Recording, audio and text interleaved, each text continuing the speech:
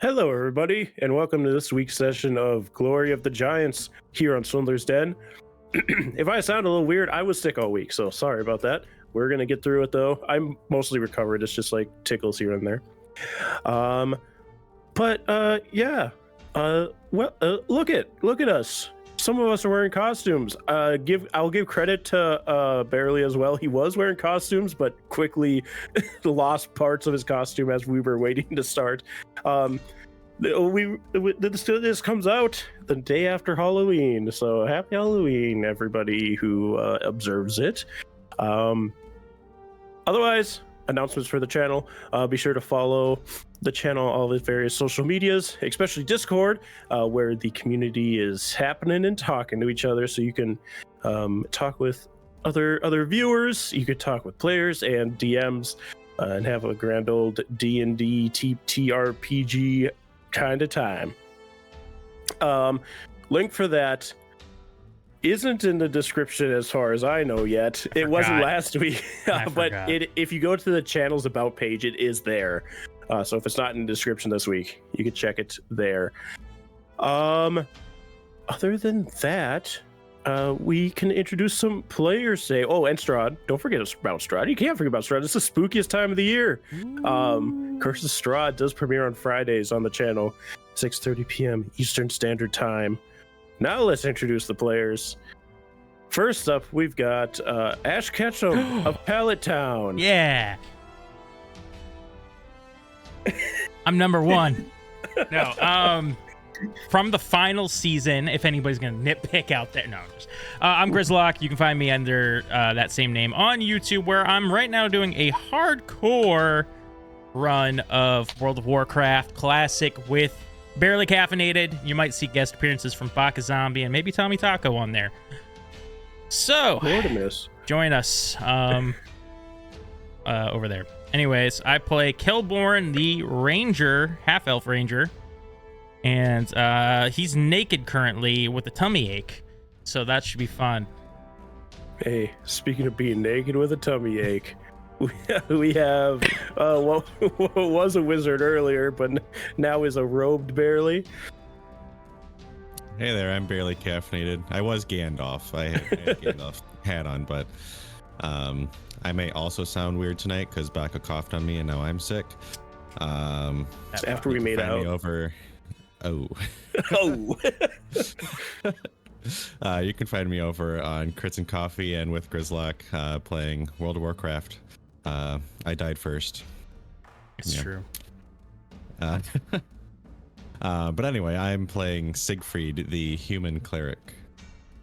Hey, don't let anybody gaslight you. Grizz died off screen. I did, but not with my stream character, just to clarify. It was my, I feel bad that Baka's playing by himself right now character. And then I died. In my defense, I did what priests were supposed to do, and I saved Grizz. It was honestly, it was a very nice sacrifice that, Barely did for me. I appreciate it still to this day. Speaking of coughing on people, we've got DrPhage. Hello, I'm DrPhage or Adam. You can find me on Twitter at Little Growth. And I am also on Interdimensional Library on Gluttony and Earth, along with Baka and Kyle. You can find them on Twitter at IDL_RPGS. Also on YouTube, working on getting those updated as well. But tonight, I'm playing Benjamin. He's a half-elf warlock who's having a grand old time. Just a little giggly boy tonight. Speaking of little giggly boys, see, Grizz and Barely usually give me something I can pull that's really weird. Adam's usually really pinned up, but he gave me a little giggly boy tonight. So little giggly boy, we got Kyle. Hi, I'm Kyle. You can find me over at possibly a beach, drowning. But as Adam said, you can find me, Baka, and Adam himself over at Gluttony Earth, over at Interdimensional Library at IDL_RPGS. But I am right now playing Kefworn, a half-elf babysitting a naked half-elf. That's fun. And thank you, Kyle, for coming home early from working at NASA. Hard work. Yeah, you're welcome. You're welcome. We appreciate it. I was actually trying to catch a Deoxys. That's fine. But speaking of half elves babysitting each other, last time on this campaign that we're playing, God dang it, Glory of the Giants, our group had made their way. They were like, we're done with the Stone Giants trial. We got to figure out what to do next. There's so many different things across the map that we could be doing, but we can't get to them in a timely fashion because they're so far apart from each other. So they had to hedge their bets and start making their way to the ocean because Benjamin was very worried about how his patron would be responding to his tardiness to with speaking with her and the request that she has made of him. So they started making their way, and they started to notice the water looked a little fishy, a little gunked up, if you will. I'm watching my language, so Grizz doesn't have to spend extra time censoring words. Oh, yeah, you caught that last week, huh? I loved it. I thought about swearing more just to get more of it. But the water was murky. They weren't entirely sure what that was all about, but decided they would investigate it further once getting to Secomber, a small village that's used as kind of a adventuring outpost, resource stock up before heading into the high moors, the dangerous swamps to the south. Once arriving there, they started hearing about a man who didn't turn up for work that day, and how there had been multiple disappearances for many years, but has become much more frequent as of recent. They kind of split out to try and figure out this mystery between the water and the people missing. Is it tied together? What's happening? After talking to a few people, Kelborn decided they're taking the people that are drinking the water. It's time to start taking in some of this stuff. That's right. After drinking a little bit of water and decided it was too early in the day to actually be taken in his sleep, he got healed from that.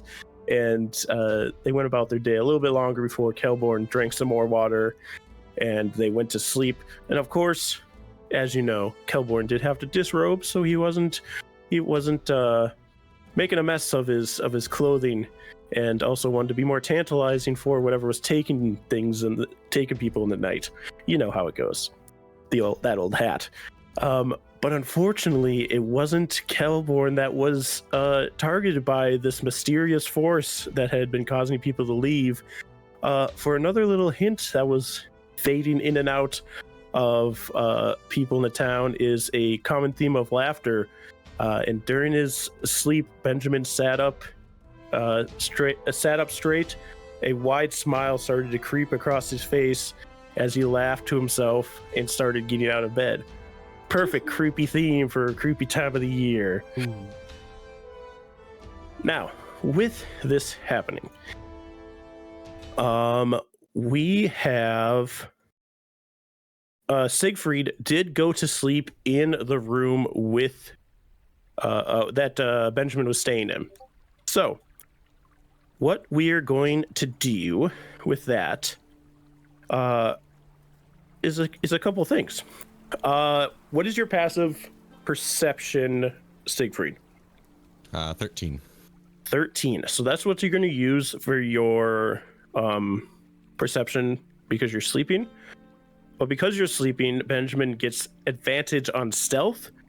But remember your first number, Benjamin, because that's the number that Kevhorn is going to have to try and beat with his passive because he's awake, but not listening for you. He's paying attention to Kelborn.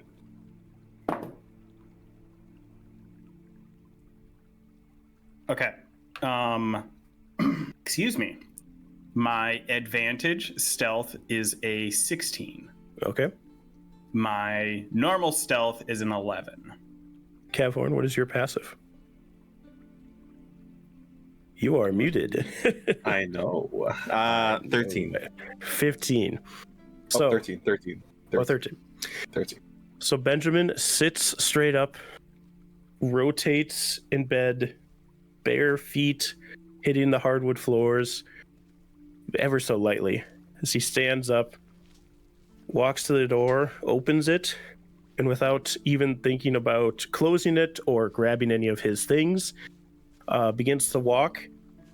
And as he starts walking on the floors out in the hallway of this upper floor that kind of overlooks the inn's entryway, you do hear the door like slightly knock against the wall close to where your door, like it swings towards the wall, going towards where your door is that you're in right now, Kevhorn. So you hear like a knock on the wall of a door hitting the wall. You do hear like foot patter on the floor outside. I will, through the spores, message both Sieg and Benjamin, asking you something, because I can assume that's their room, right? That the door opened to? Yeah, it's the one close to you, so you would realize it's them. I'd ask it. What's up? What's wrong? Benjamin, you don't hear this. We'll get to what you're dealing with. But Siegfried, you do hear in like the confines of your subconscious, Kevhorn reaching out to you.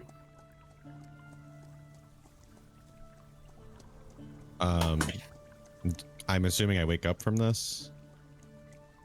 Yep, you do. Okay. And Siegfried will look around. Does he see Benjamin walking out, or is he already out? You do not see him at this point. The door is wide open, though. He will report spores back to Kevhorn, and he'll say, Benjamin's gone.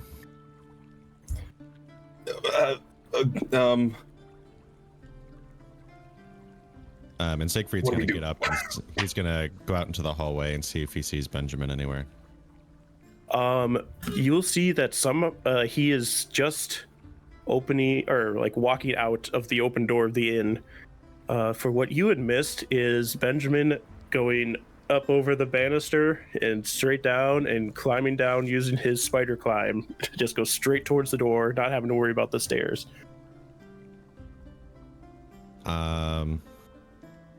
Siegfried will reach out to Benjamin and Kevhorn at the same time. Benjamin, where are you going?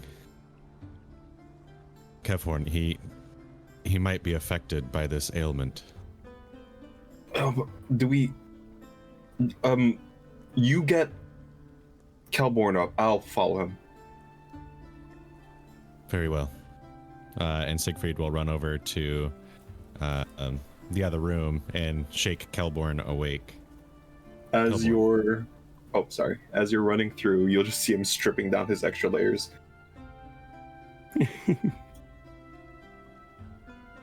Kelborn, get up. What's going on? Benjamin's on the move. We need to hurry. What do you mean? He's leaving the problem in town. Why would he do that? We don't know. He's possibly being mind controlled. We don't have time. Get dressed and let's go. Wait, you mean it took him?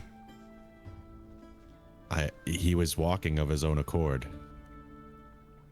Do I need the whipped cream? Bring it in case. Alright, yeah. Yeah, I gotta get my stuff on. Or should I leave it?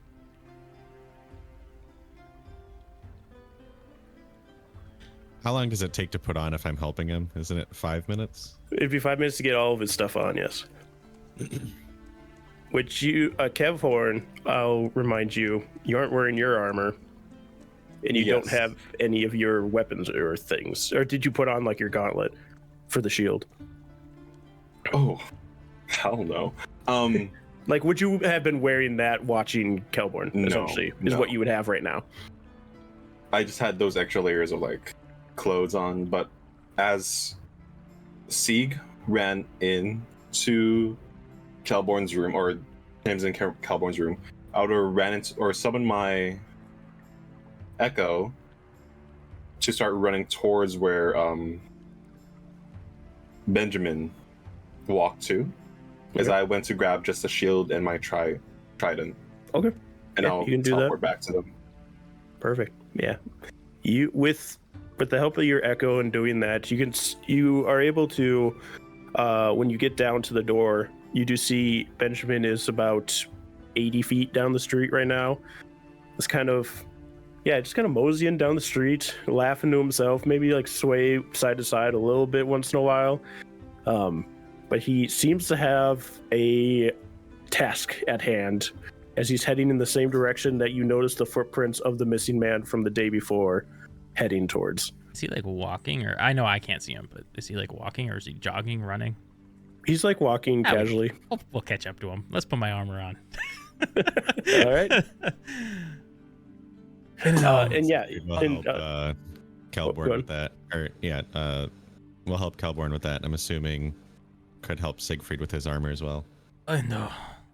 Yeah, can you make my tummy feel better?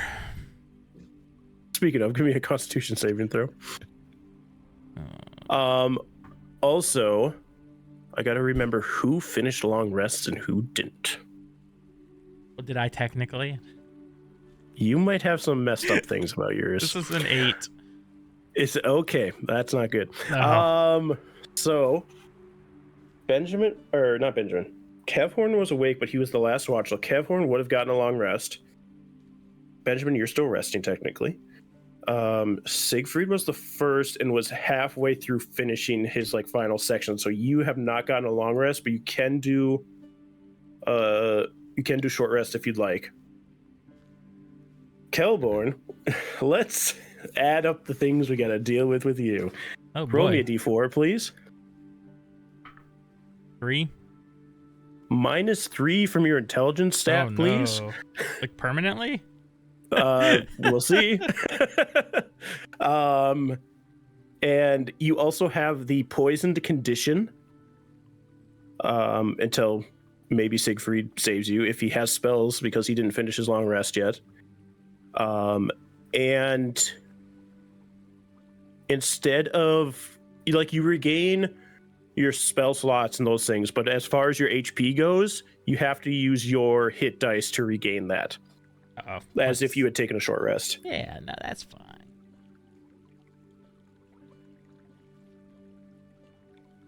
You just feel your insides just churning, and they feel like they're at one minute they feel like they're turning to liquid, and others they feel like they're trying to combine with each other. It's going between feeling like a solid and a liquid. That's fun. Sounds delightful. So, do you have any way of making me feel better? Let me try.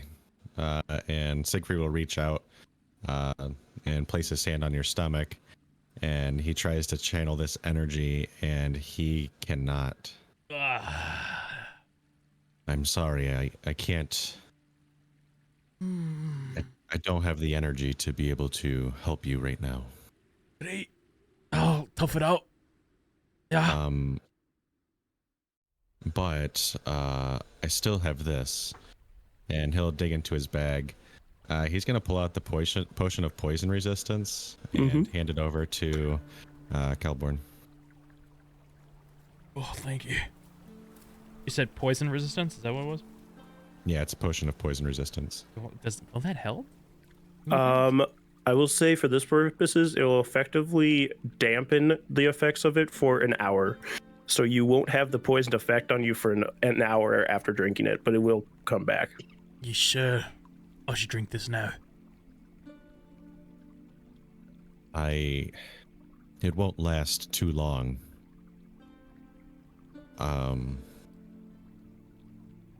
Maybe it would be better to save it until an emergency. Yeah. When it starts leaking out me rear. Right. Let's get that armor on you.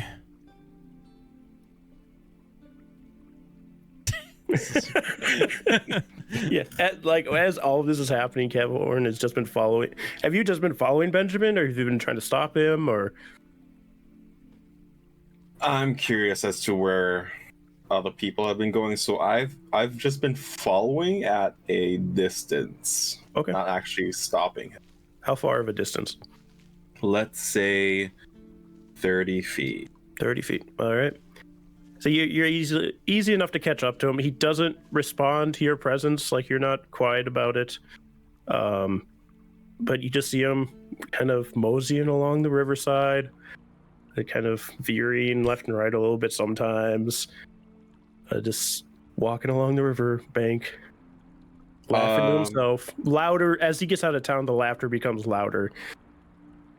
As you know, I'm following him. I'm relaying where we're going to the other two, while also like, if it's soft enough, the ground, I'm scratching the ground with my trident.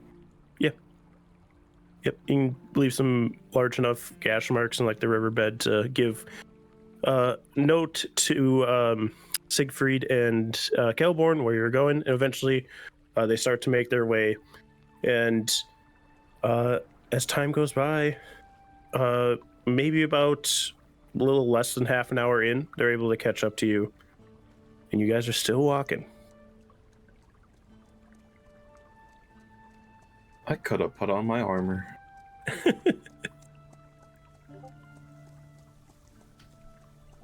No, I still might be able to run back, get your armor, bring it back here, you put it on, and then we keep following. I don't know how long he's gonna walk for. Yeah, you're right. I turned back around. Are you gonna run half an hour back? I don't even have that much movement. So just keep track that your AC is now much lower. It's 10 14. plus your dex plus 2, yep, or plus 3, because shield's plus 3. Should I say? Because I have 7, 6, 5 intelligence. Oh, Down to 5. Oh my god. What? Yeah, you're getting there.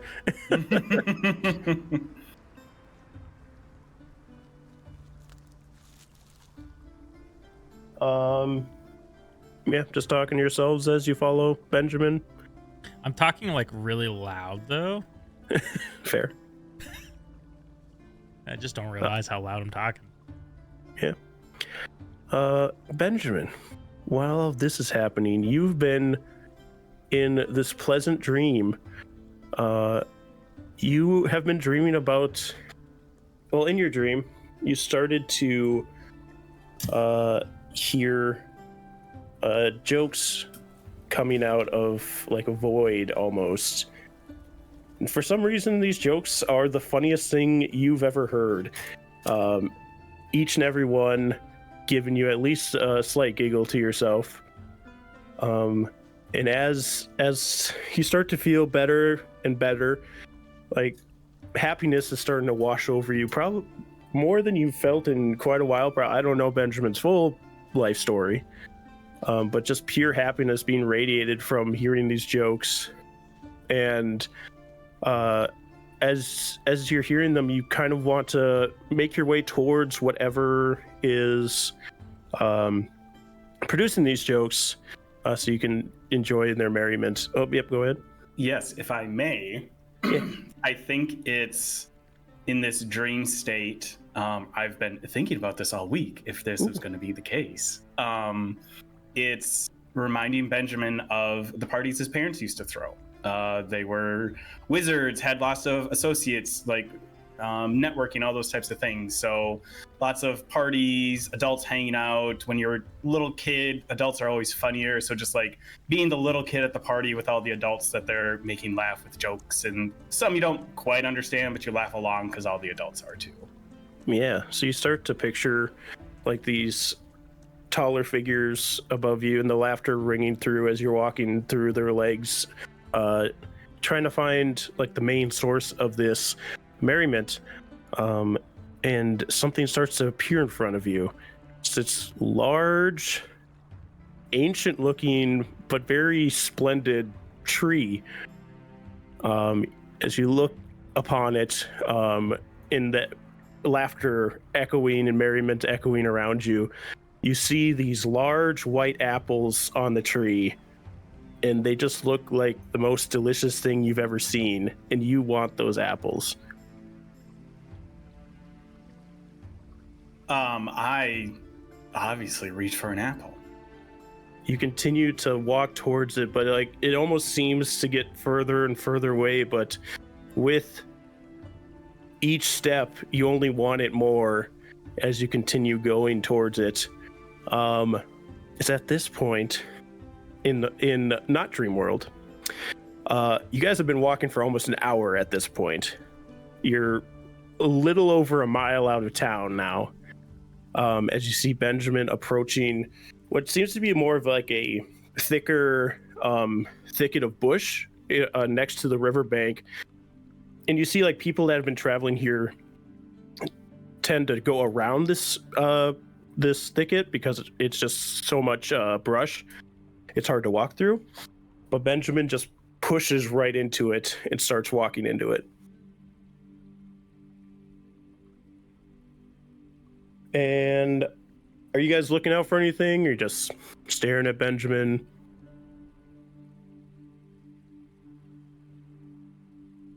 I mean, I'd be looking out for anything suspicious, something out of place, a random person. Do a perception check. That is a 21. A 21. As Benjamin starts pushing into the thicket, and it's not on a path, which this whole thing is weird, so I guess it's not as weird that he's not going on the path anymore. But you start to listen to see if you can hear anything on the other side of that thicket, and you hear like a cacophony of laughter coming from the thicket.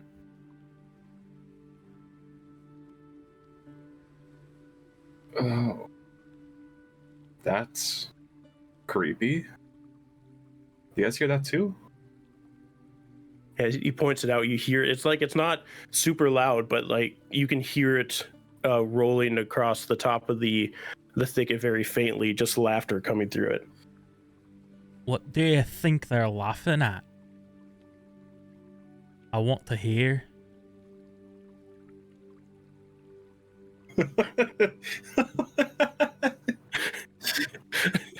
Now it's not the time to be creepy, Cowboy. Speaking of it being an hour, give me another Constitution saving throw, please. Oh, Kelborn, why is this dice forsaking me? Oh my gosh. 7. 7, roll me a d4. Oh, I'm dead to intelligence. 1. Actually, no, wait, sorry, you don't have to do the d4. That's different times. I'll do it. Something else, sorry. I was going to be too harsh for a moment. That's for later. Instead, take 7 points of necrotic damage, please. Ooh.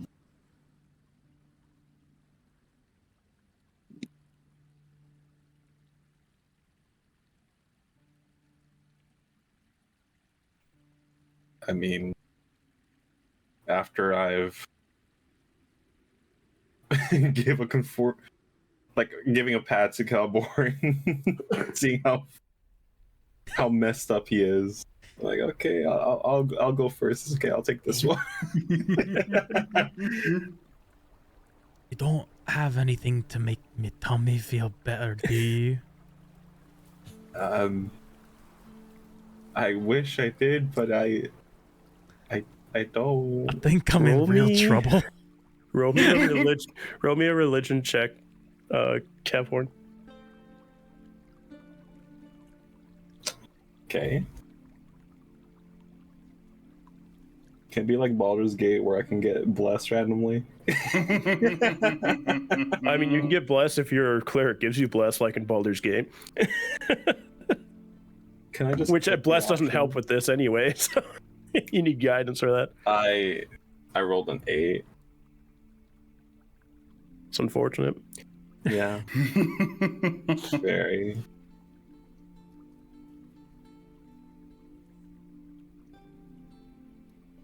I go through the thicket. You start pushing your way into the thicket as well. Yep, I'm going. You're following? Yeah. Siegfried? I'll follow behind you. All right. Benjamin. Yeah. You've started getting closer to this tree, and you are now standing on its massive root structure that's growing into the ground. Like, it's almost like it was planted in a nice little garden on the inside of your parents' house, and it's been here for years. You just never noticed it, maybe. And like there's one of these large apples hanging low enough for you to grab. Absolutely. Of course. It's in my parents' house. Why wouldn't I take an apple? Put both your hands on it, and you pull it off. Give me a... What is the check for this?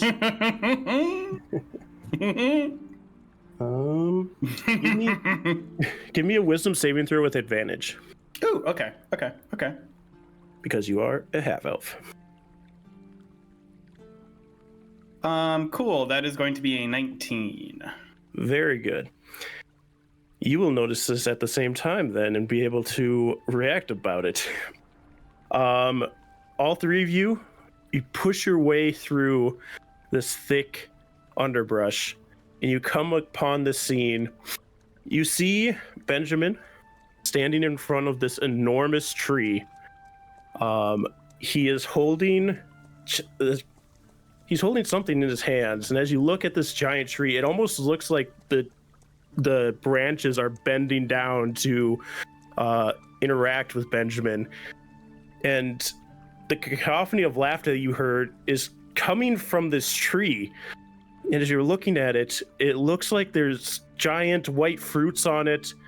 As you look closer and you see the branches shaking these fruits, they look like human faces are carved into the fruits. No, the fruits are human heads, and Benjamin is holding one. And Benjamin, you realize this has a face and are snapped out of this dream as you are standing in front of this tree, and you see this face on this fruit. And also, there is one person laying at the base of the tree, laughing to himself, and a couple of other partial skeletons, partial people. It's like some of them still have like bits of flesh on them, but for the most part, skeletons, scatterings. But very, very few bits are showing of skeletons.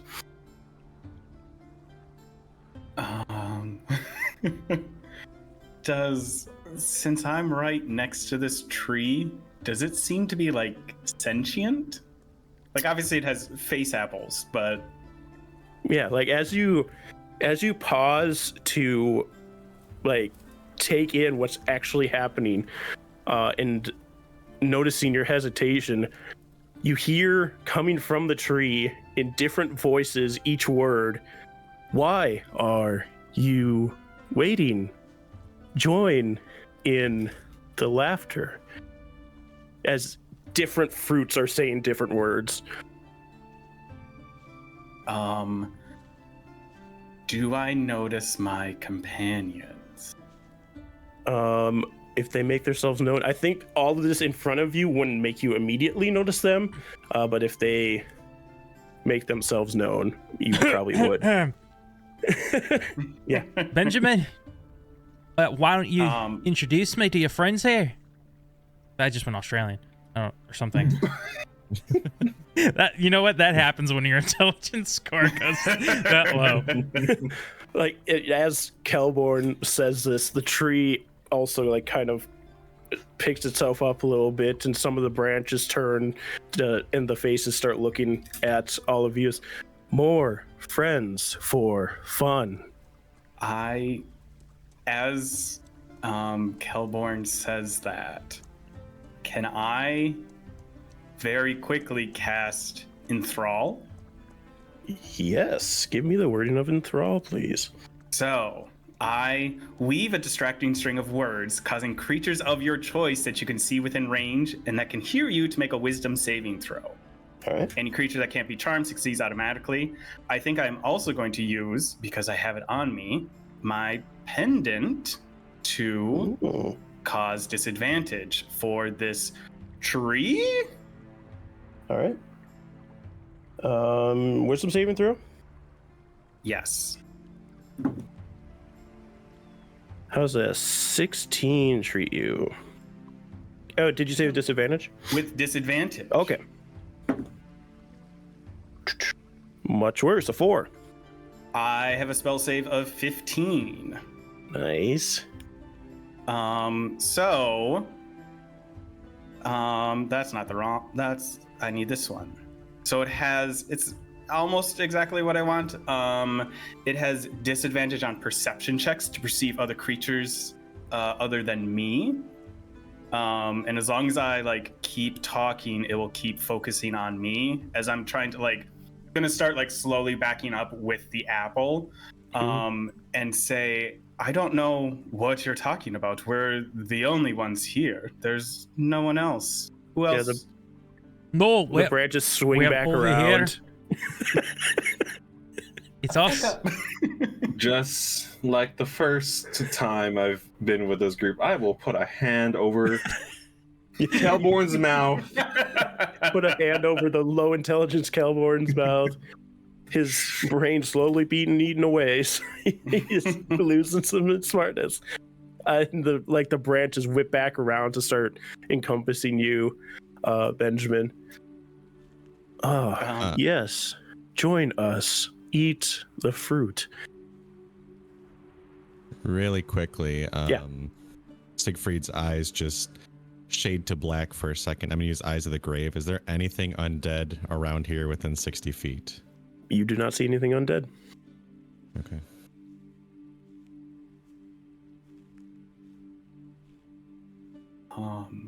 I am going to continue. Again, take some steps off to the side a little bit, knowing where my party is to really try to get this tree focused on me.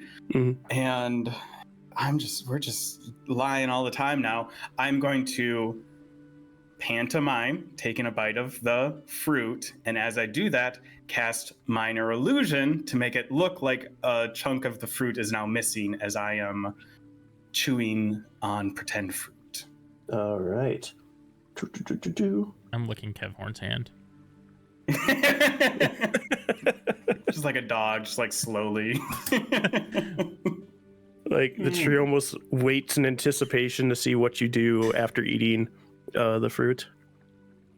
I think taking my cues from the dude on the ground, I'm just going to start uproariously laughing. Yeah, as you start laughing, all of the heads on the tree start to laugh along with you, and the branches shake and sway.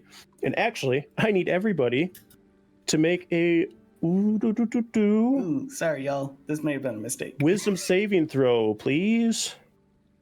Is there any advantage for us halfies? I don't think so. Let me double check though. Kelborn's die it's turned the other way. It was so good, and you now kept trying it's to rely cursed. on it on important rolls in Strahd. Oh, what have I done? It's a 6. You wouldn't let me cast a bless before this, would you? No, it would have had to been all right. Cast at a time. That would be a reaction spell you could do now. I'm channeling this die for the night. 21 from Siegfried. All right. I'm scared, so I'm gonna choose to roll with advantage. Okay. I got using tattoo.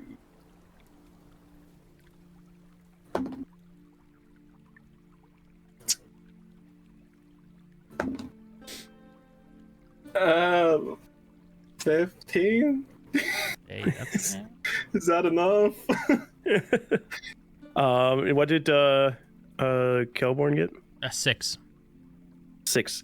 Kev, Horn, Kelborn, and Benjamin, you all drop to the ground on your backs and start to laugh with an unbridled fit of laughter, unable to stop yourself.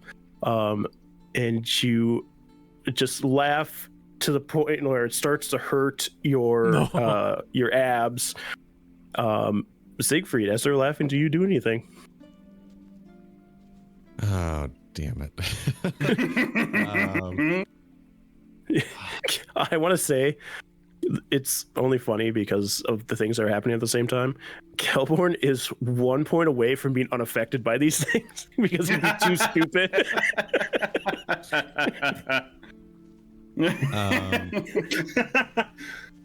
That's what we're laughing about. Feet of Benjamin. What was that? Am I within 30 feet of Benjamin? I can. Yeah, you can easily get there if you weren't. Okay. I feel like currently the only thing that I can do that can possibly help everybody is just cast Bless. So Siegfried's eyes will begin to glow a yellow, and I'm going to bless all 4 of us. All right, you do that. This laughter does continue for a minute. But then after a minute, you all start to feel the pain subside, and you're able to stand up and act on your own again. My enthrall spell has ended at this point, so I am just going to, through a Pore Spore, say, we have to kill this tree, and I'm going to attack it. All right. Oh, what did she ever do to you, Benjamin? It kidnapped me? Let's resolve your attack, and then we'll go into initiative. Great. I think I'm just gonna start with 2 Eldritch Blasts, because we're level 5 now. Ooh, well, 15? A 15 will hit. Cool, great. Ooh, for a total of 15 force damage. Very nice. With that, oh, go ahead. Oh, I mean, I have a bonus action too. Oh, there you go. Yeah, go ahead. I'm going to then immediately also summon my chain and have it take an attack as well. All right. That's 26. I'll hit. Come on. For 10 cold damage. 10 cold damage. I don't know if this tree can move. If it can, it has 10 fewer feet of movement. We'll find out. As we roll initiative, and I'll bring you over to the map.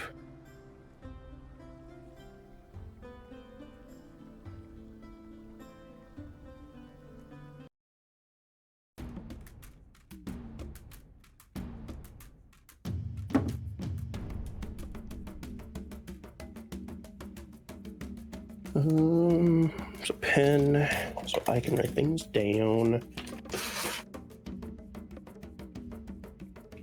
Anybody get above a 20? Oh. Wait, I didn't roll yet. Yep, I have got to roll 2. That's the funniest thing I heard tonight. I was jamming to the music. The drums were going hard.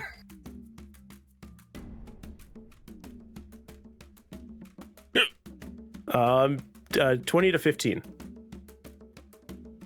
Oh, That's not great, gang. But you're lucky. 15 to 10. boy. I got a 13. Where's the rest of the gang at? 10 to 5. 7. 6.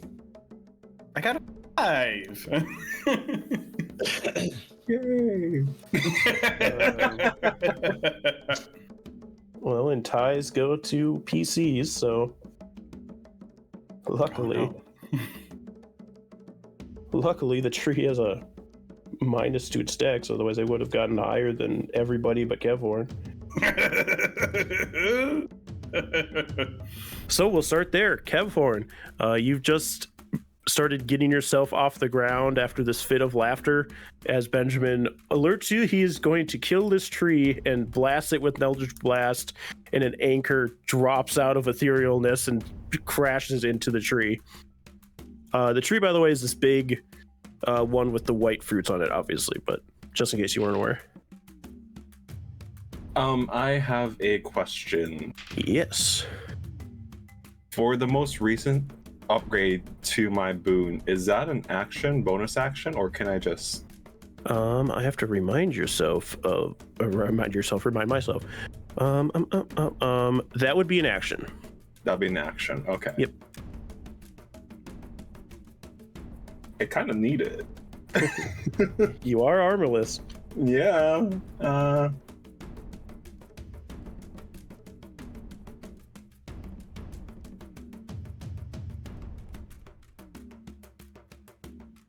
Could be a whole bunch of nothing if I just do that. Oh, whatever. I will pop my echo right there. I don't know if that's in front or behind the tree. I don't see it. I see faces. That's like where Benjamin's been interacting with the tree. Oh. So technically Right the front, but oh, okay. Oh, there's but like this blue stuff behind it is the river. okay. And oh,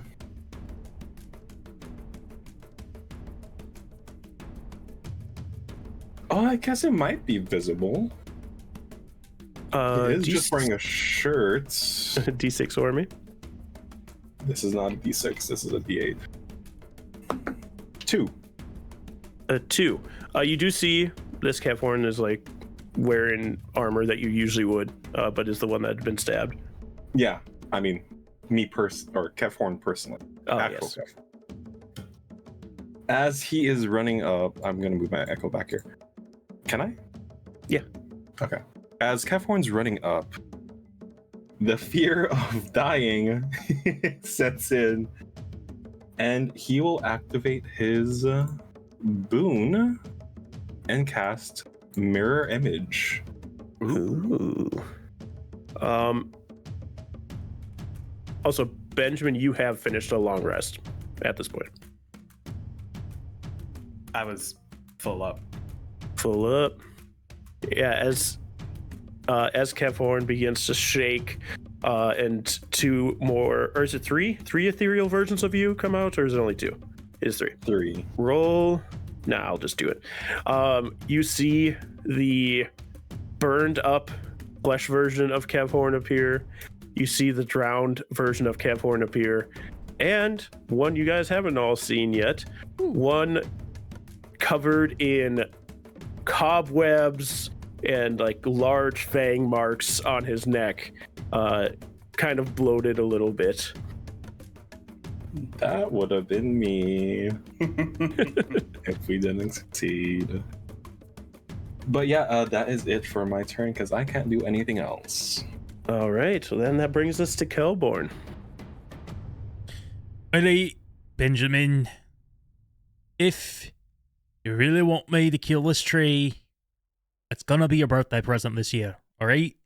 And I walk up and I like nonchalantly walk up to the tree, hunter's mark it, take my big sword, and I'm like swinging it like it's an axe, like I'm chopping at the tree. All right. Give me an attack at disadvantage because you are poisoned. Oh, fun. It's just a tree. You are blessed. Oh, that's true. So right now I'm at a 12 plus 3 for 15. That will hit. Okay, so let's see here. That is 4 for the hunter's mark, 4 for the psychic damage. So that's 8, and then the actual sword does 2d6. 6, 7, 8, 9 plus 6. 15. Right? 15 plus the 4. No, so it was 15 plus what? 8 before that? No idea. 15 plus 8. I'm pretty sure that's what because I got the 4 psychic damage and then the 4 on the hunter's mark. So okay, so 23. 23, and then I go in for my extra attack. All right. I just pull back my sword again and chop. So that's gonna be one less than last time. Oh, wait, blessed die. Oh, I rolled a 1. So that makes it a 11, 12 to hit. 12 to hit. That misses. Yikes. Whoops. I missed, and I spin. The momentum of the blade carrying you. With Kelborn's turn finishing, that brings us to Siegfried. All right, Siegfried is going to move there, and since Benjamin is after Siegfried, right? Yes. Yep. So just for flavor, Siegfried is going to start chanting something and starts glowing, and Benjamin, you begin to glow as well as Siegfried casts. Where is it? His channel divinity, which is Path to the Grave. So your next attack, the creature has all vulnerability to that damage. Interesting. Very Okay. nice. Okay.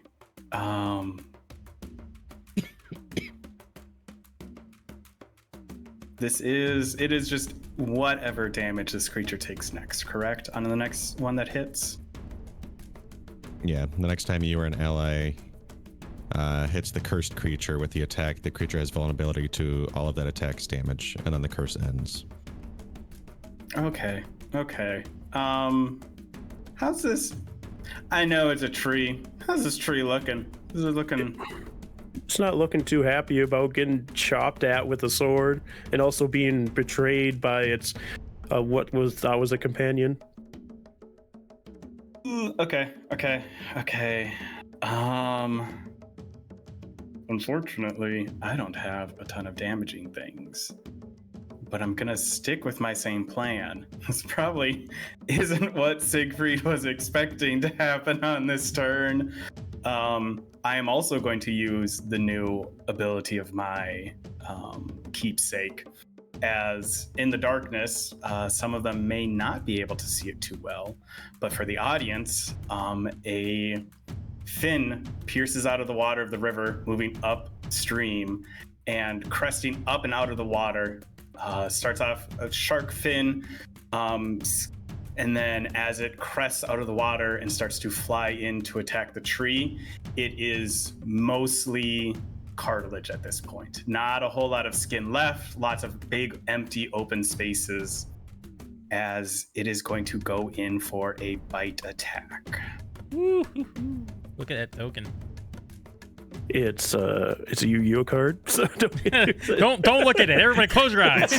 Don't look at it too hard. YouTube, close your eyes. It's like we were playing a Yu-Gi-Oh card game or whatever. Yeah. We'll just put this as Yu-Gi-Oh TCG. Okay, that is going to be a 25 to hit. That'll hit. Damage could have been better. So that is going to be 12 normally, but that is because it is now vulnerable. 24 piercing damage as this Very just nice. gnaws into some of the branches, ripping them off. Very nice damage. And I will just bonus action take an attack with my anchor. Ugh, I think that's going to miss. That's only a 10. That is gonna miss. Okay. Yep. You just see this skeletal shark come out of the water and bite into this tree, and like all the branches are writhing around at this point, swinging back and forth. These faces on the fruit still smiling, but they're not laughing at this point. But it is its turn. As it like whips back around underneath your feet, Benjamin, and underneath Kelborn's feet, it begins to shake as two roots erupt from the earth and take strikes at you. Whoa. That's fair. I think this tree might be more than just a normal tree. Did something additional happen to him? He wasn't this dumb when he went to bed. I think it's the poison. Benjamin, it's going to be a 15 to hit you. Indeed, I haven't cast mage armor on myself. This is gonna freaking hurt, my friend. I was starting to worry with how much damage you guys are doing, then I remembered this thing hurts. Wait. Yes. I forgot. Oh, you did forget. What would you like to do? Go ahead. I will be his shield. All right. Or what if I need you to be my shield? You have more health, I think. As this root rears back to slam into you, Benjamin, you see Kevhorn reach his gauntleted hand towards you, and a mote of light shoots towards you, and a giant divine shield puts itself in between you and the root, giving you the shield spell for this round. Oh. Okay, that does bring my armor class up to a 16 now. That will pass the hit then. And then we got to swing at Kelborn. I know this would be a lot. Mm-hmm. Would I be able to impose disadvantage? You used your reaction to give that spell, that shield spell, to Benjamin, but it doesn't matter because it only rolled a 10. Ah, yeah, that misses. Yeah. All right. With that, it will be the layer action. Oh no, that's not good. That's not. One do I want to do? Layer action. Are the apples going to start biting us? Dude, the tree begins to shake its branches again, causing the fruit to begin to scream just words that don't make any sense. There's so many of them screaming words at the same time. I need wisdom saving throws from everybody, please. Is that disadvantage? Are saves disadvantage when you're poisoned? Nope, just your attacks. Okay. We are And blessed. skill checks. You are blessed. Easy, easy. You're gonna love this one, Kelborn. Roll a nat 1. I got a 22. Nat 1 plus 3, so that's 4. Let me roll my bless. Plus 3. So that's 7. I got 18. I rolled a nat 20. Ooh. For a 21. 20. So that means only Kelborn failed, which fitting. Kelborn, you have the confusion spell cast on you. Oh. Oh, buddy. It's a rough night for Kelborn. Shouldn't have drank that damn water. With that, we move back to the top initiative. Kevhorn. I need this thing gone. I stab. All right, go for a stab.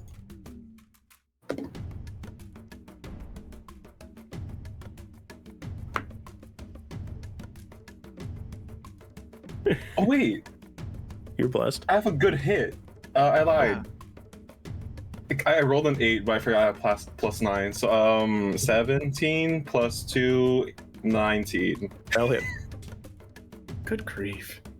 8 isn't even that bad. Look. Okay. For 11 damage. All right. But I will be using Stone Strike with this. Oh, right. That is a D6. Yes, it is. Plus 6. And then I'm gonna have my Echo also. No, it's not a bonus action to use the Stone Strike, right? Nope, that just gets added on. That gets added on to all your attacks. It's not something you have to call for. Oh, okay. And then I will use Unleash Incarnation for a bonus action.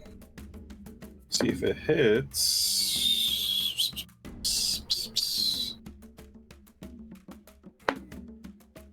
Yikes. 30. 13 will miss.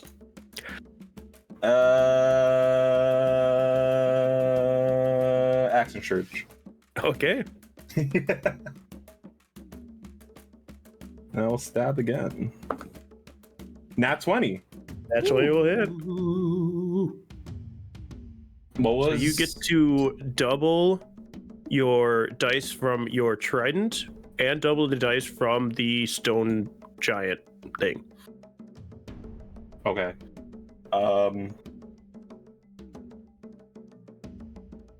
Okay.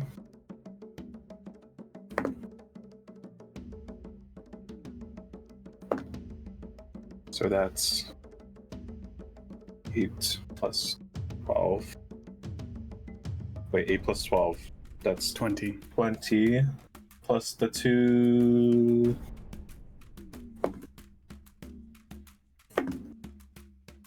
$25. 25 points of damage. Big hit from Kevin as he stabs a trident into a tree and hits a good spot that's been like he hits right in the spot where Kelborn was slashing into it with his giant sword and gets right into the soft wood underneath the thick bark. Okay, and that is it for me. All right, after your turn, a legendary action is going to happen because I was nice to you on the first round. What do we want to do for that?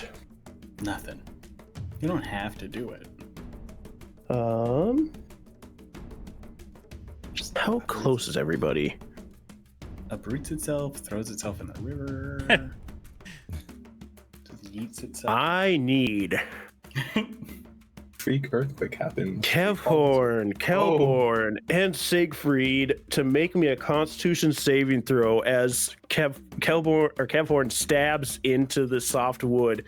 A puff of purple miasmic smoke comes out from the tree and starts to fill your lungs. Can Kelborn get poison again? Poison squared? You don't know what this is. Which type of save was it again? Constitution. 11 total. 21 for Siegfried, 11 for Kelborn. All right. Yep. 16 for Kelborn. 16 does. I'm sorry, Kelborn. I mean, this might actually help you because of your confusion. You fall prone and become incapacitated with fits of laughter until your next turn. And a creature with an intelligence score of 4 or less is unaffected. You're one of them. Just smart enough. No, I got that joke. Oh, that's a knee slapper. With that happening, then it is going to be Kelborn's turn, which unfortunately he can't move this turn. Do I remake a confusion save or no at the end of my turn? Nope. With this confusion, it only lasts for the round, so okay, it'll be over at the end of this. But we'll see what happens after that. So at the end of Kelborn's turn, another legendary action is going to happen. This root is going to once again swing at Benjamin. Okay. Bad. 9. Oh, okay. Yeah, that misses. I just want to hit one of you with it. With that, it is Siegfried's turn. All right.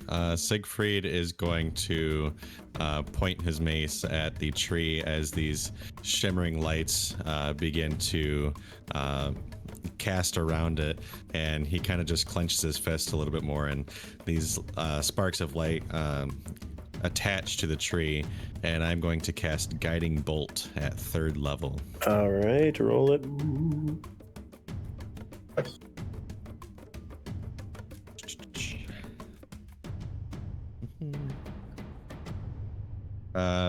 20. Your turn will hit. Oh boy. Nice job. That's a lot. That's a lot. That's a 3rd level Guiding Bolt's a hefty spell. Okay.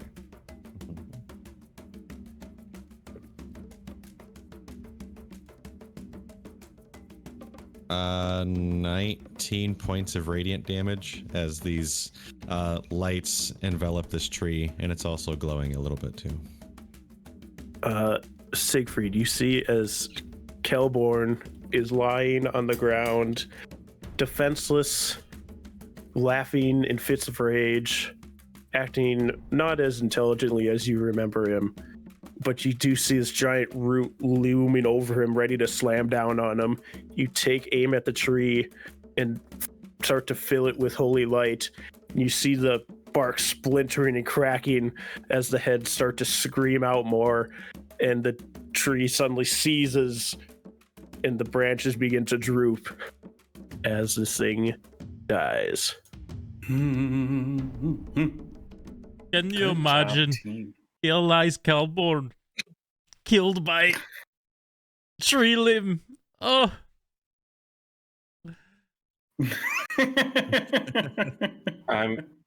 I'll pick him up off the ground. It's okay. It's okay. There, buddy. Oh.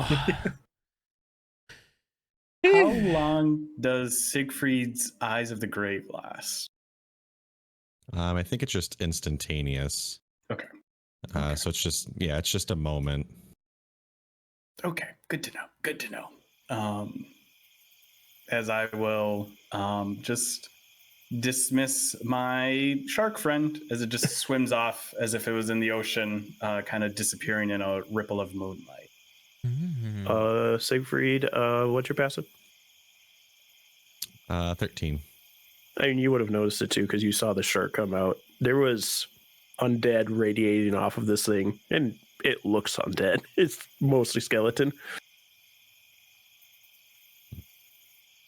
Okay.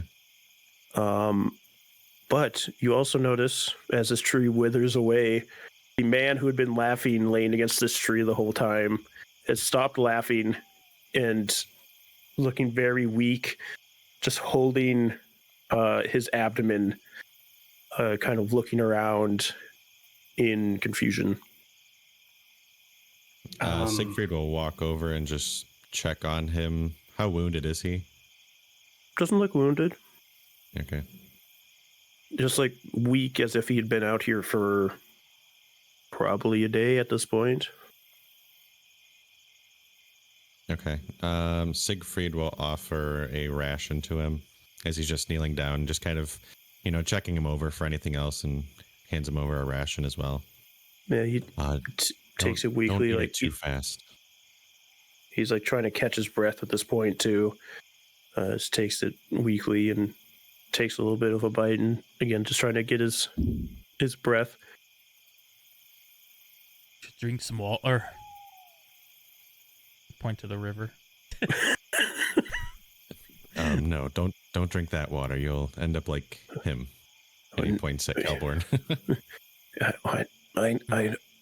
I know not to. Thank you. Where am I?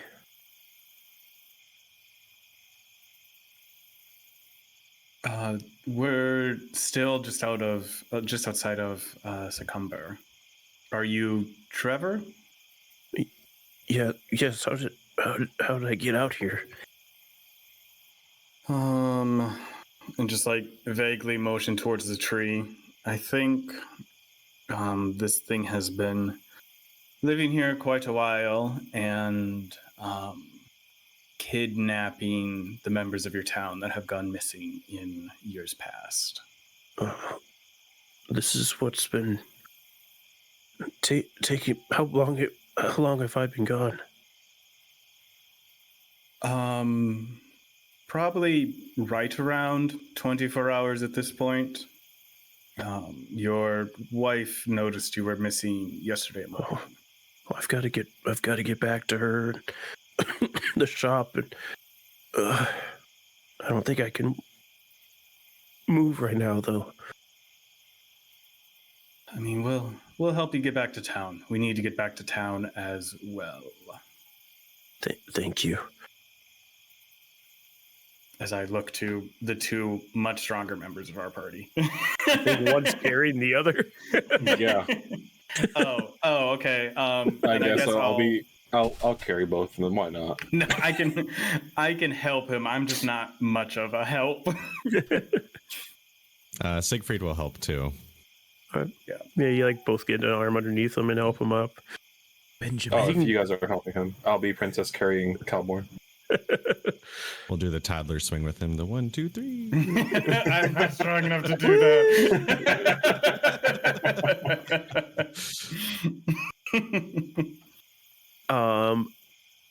Yeah, you guys start making your way back to town. Give me perception checks as you move. I'd love to. 10. 18. 15. Should I even bother? All right, screw it. Oh wow,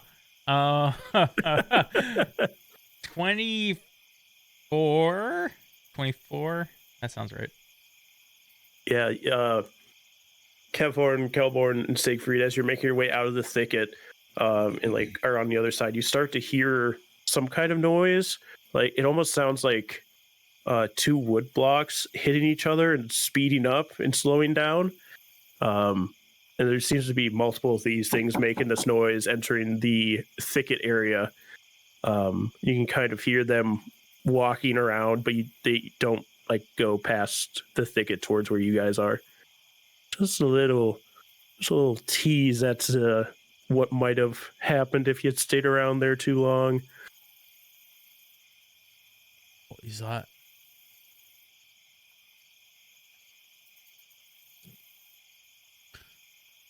Benjamin, do you have something for my tummy? No, I don't. And I don't know. Honestly, I don't know if I'd give it to you, even if I did. I'd feel a lot better. You've kind of seen the range of what I'm good at. Healing, not really in my realm of expertise.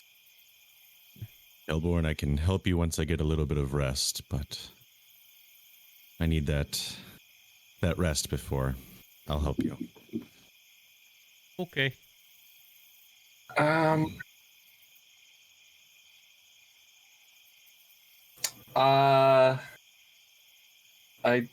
don't know if this would work, Calborn.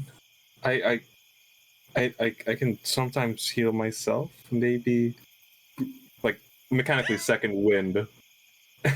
Yeah. I'm gonna try just like put my hand on his tummy, try and do that. Oh, that's nice. Yeah. do a religion. Give me a wee rub. I'll roll with advantage. Okay. We'll go tummy rub. Tummy, I it's an 18. 18. Yeah, you feel almost like your gauntlet hand like feel warmer. You know, you're probably using your right hand because I assume your right hand is your dominant hand. I might be assuming too much. You put your hand yeah, you put your hand on his stomach and you can almost see like a divine glow on your hand as it starts to do something, and Kelborn, you're no longer poisoned. As you use 5 points to heal poison. You got a mother's touch.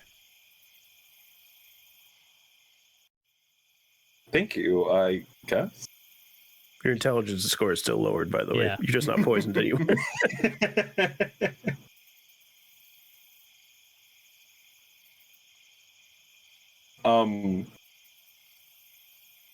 Add a character. Mm-hmm. Was that all? Or It would have been 5 points. Okay. If that's what you're intending to use it for, at least. Yeah.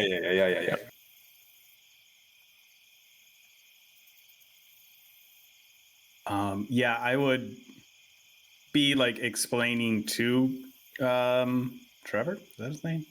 Yeah, Trevor. Just like what we learned what we knew. Not that there's much to fill him in on, but just keeping up a light conversation as we're walking back into town. Not really expecting anything from him. I feel like Benjamin's good at just like, if he wants to, having a one-sided conversation to fill in the empty spaces. Yeah, but Trevor tries not to talk too much because his throat is a little sore from laughing for almost 24 hours, if not more at this point. And mostly saving himself to be able to talk to his wife when he sees her.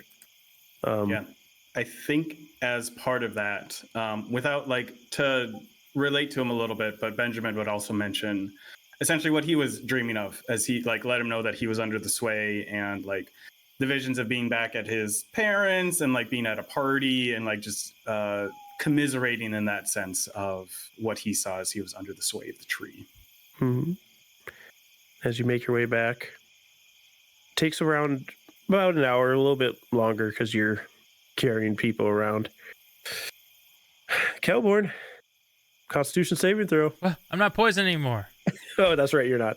Oh, You're good gosh. Then. I forgot we cleared that. Thank I got you. so scared. I was just so ready to make you die. But you make it back to Trevor's house. Leave him with his wife, who's very grateful for all of your help. As she goes to get him to rest fully.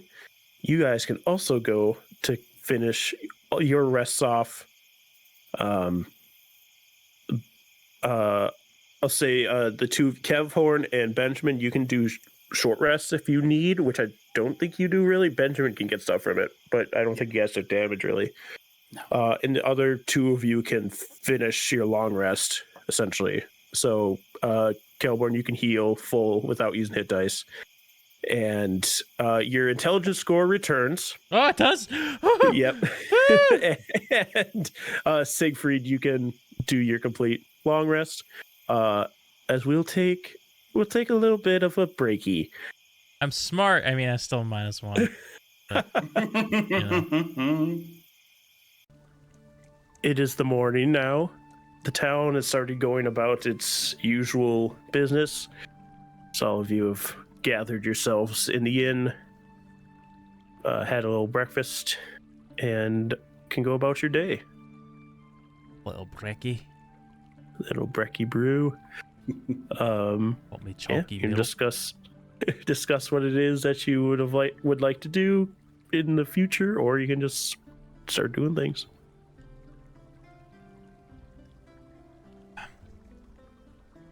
So, are we going to figure out what's going on with the river, or go to the beach? Oh, you don't think the river got solved with the tree? No. Oh, hold on.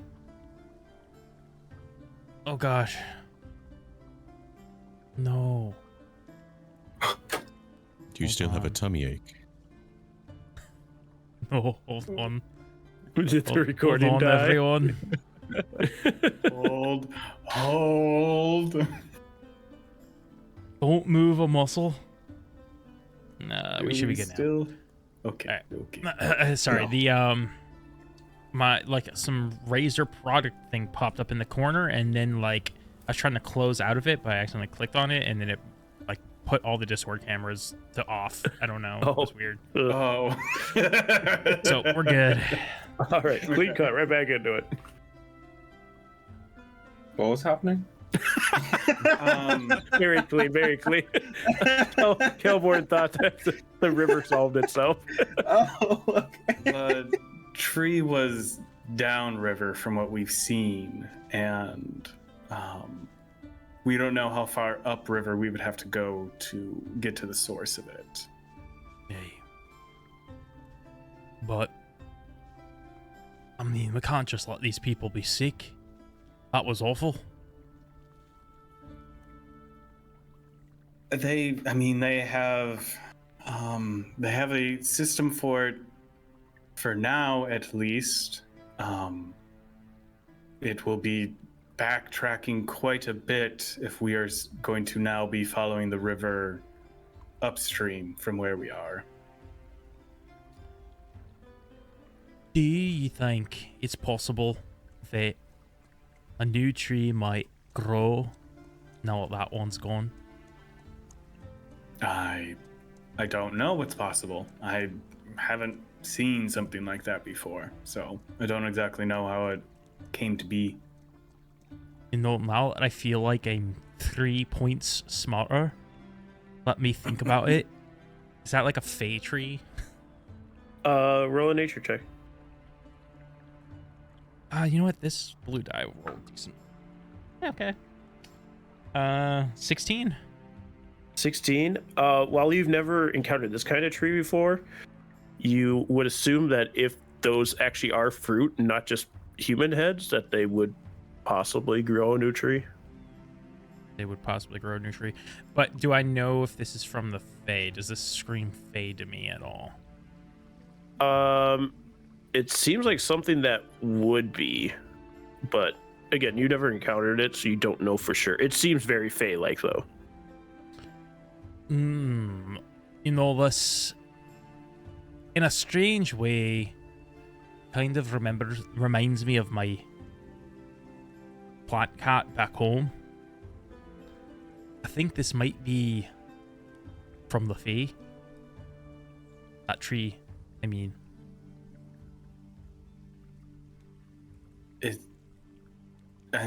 Things cross over all of the time, and this had been happening here for a number of years, if I remember correctly. It has just gotten worse in the last weeks. Right. I can't remember if Kev Horn said it in or out of, or Kyle said it in or out of character about the Fae portal being up there. He said it to you. I mentioned it like twice. Yeah, in character. Okay. I'd say, I think you might be onto something, Kev Horn. I think we should go through the Fae portal, figure out what's going on, and then use it to go up north. Yeah, but didn't Benjamin want to do something?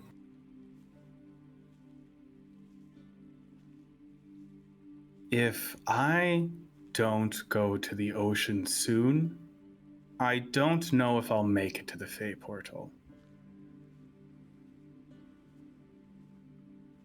I will go upriver with you to investigate this Fae portal and see what is happening. I need to go to the ocean, not in a sense of this is something very important, this is something urgently important. This very well could be a matter of life or death for. I think the villagers could survive if the main threat, I assume the main threat, is out of the way. Right. So what if we go down to the ocean and then you come back up, find the Fae portal that's causing this mess, go through it, and hopefully find our way back up north once it's solved? That sounds like a plan. Alright. That's okay with me.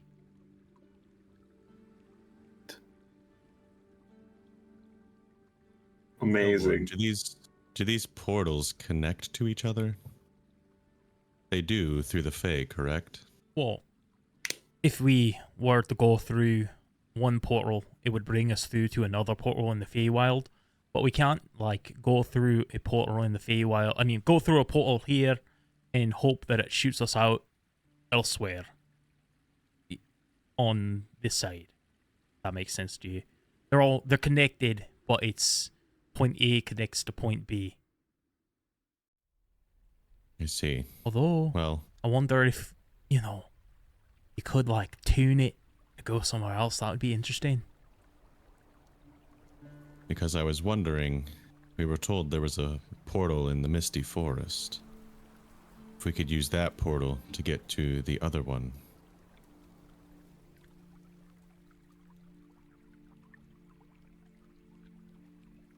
Oh, I see what you're saying.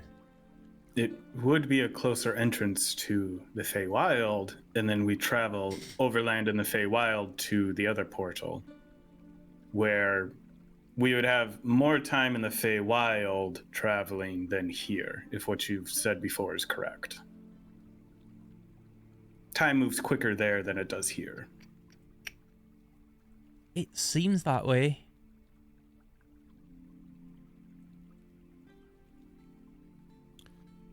I only concern for my years, if that is the case, as I'm but a human. Yes. If we spend years in the Feywild, I don't know if we can take that gamble and still come back and have any effect on the giants themselves. We'll have more time, but I don't think we'll have that much more time. Well, maybe we should think about it on our way. I had such an idea. My DM brain just went off, but I don't want to just make something up.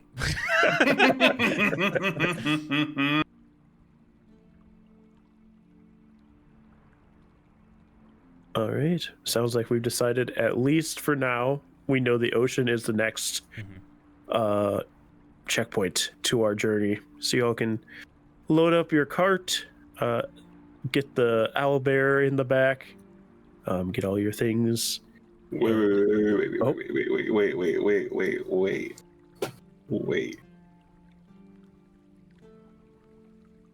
I just want to send the letter first. Oh yeah, you want to send the letter. Oh my god. Did you finally realize somebody hasn't heard from you since before episode 1? I'm a good son. All right. Yep. You can write a letter. Who you're writing to? Hey, Mom and Dad, I'm still alive. LMAO. It's been a wild trip. I think there's a spider in my party. There's a guy bleeding through his eyes. And I think one of us has permanent brain damage now. Spooky But I'm group. doing fine. I'm doing okay. Pretty fun. Okay, love you. Bye. You bring it down to the general store. For saving my son-in-law, of course, we can just take this and we'll give it to the post when they come through, and they can bring it down to Neverwinter for you. Oh, thank you. Of course, it's the least we can do.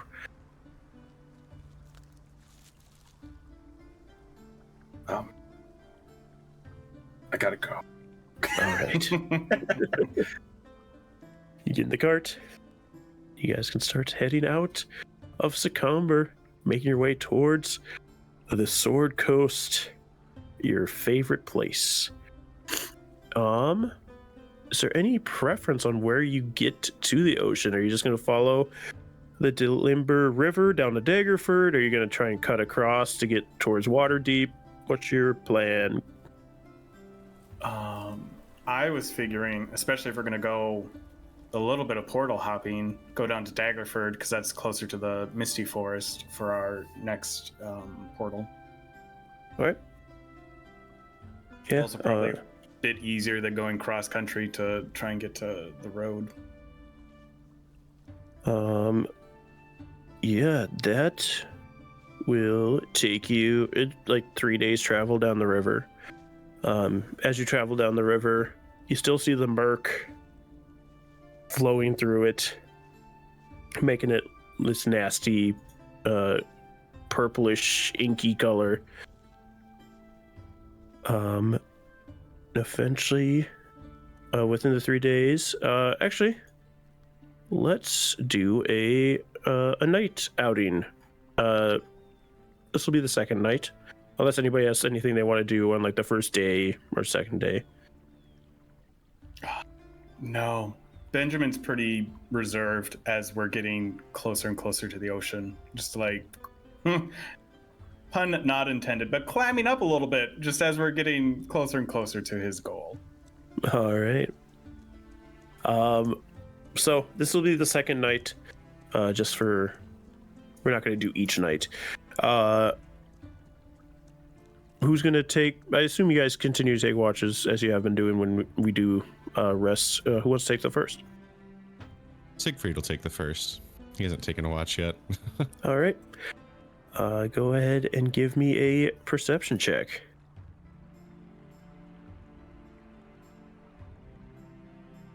That is a 14. 14. Nothing that you hear out of the ordinary. Nightlife. Nothing seems menacing out there. Is there anything Siegfried does while he's up by himself? I assume nobody's joining him for this. I would assume that Siegfried would also be doing some nighttime prayers. He's also curious on what Kevhorn did to Benjamin in that last battle, and I guess he's curious if Kevhorn has a connection to Ilmater. All right, do a religion check.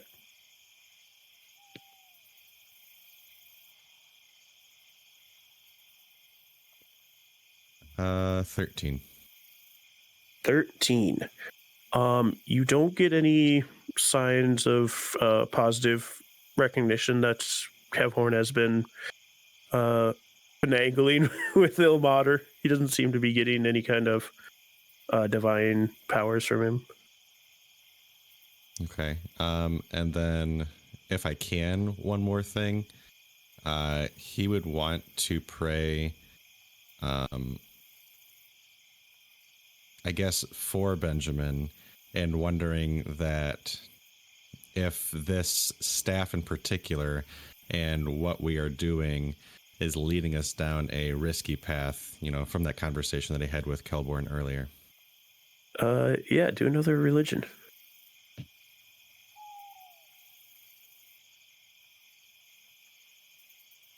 It is a 23. With a 23, you haven't noticed this yet, and not even Benjamin had noticed this yet. But you kind of look over him just out of subconscious recognition that you're thinking about him and praying about him. And he kind of rolls over in his sleep, and you see for just a minute the skin splitting from his lip down to his chin. It hasn't fully gone past the chin yet. It's not opening, but you do see the skin starting to split. And as far as what was the other half of this prayer? It was about the staff and a concern for his goddess. Who maybe not necessarily who she is, but if it's something that Siegfried should be worried about, I guess. I mean, it's not positive vibes when you think about his goddess. The staff and her aren't connected to each other. Right. Because the staff was from a daughter of Loth, somebody else. Staff Right. seems to be having some kind of effect on Benjamin, though, from what you can tell. So it's kind of like what he's praying for is the general well-being of Benjamin, and if he's going towards a bad path, I guess is a better way to phrase it. Yeah, he's on a different path than what you would agree with, I think is what you're getting the sense of. Okay. I hesitate to say it's bad, but you might view it as such. Right. Okay. All right. Anything else for your watch? I think that's about it. All right. Would anybody else volunteered, or is Siegfried just going to pick Sure. from the litter? All right. You guys change guard. Finks comes out to join you and just kind of sits on a log, on the log next to you that you're kind of hanging out on near the fire. Is there anything you'd like to do with a perception check as well? I didn't do anything too embarrassing, did I, Finks?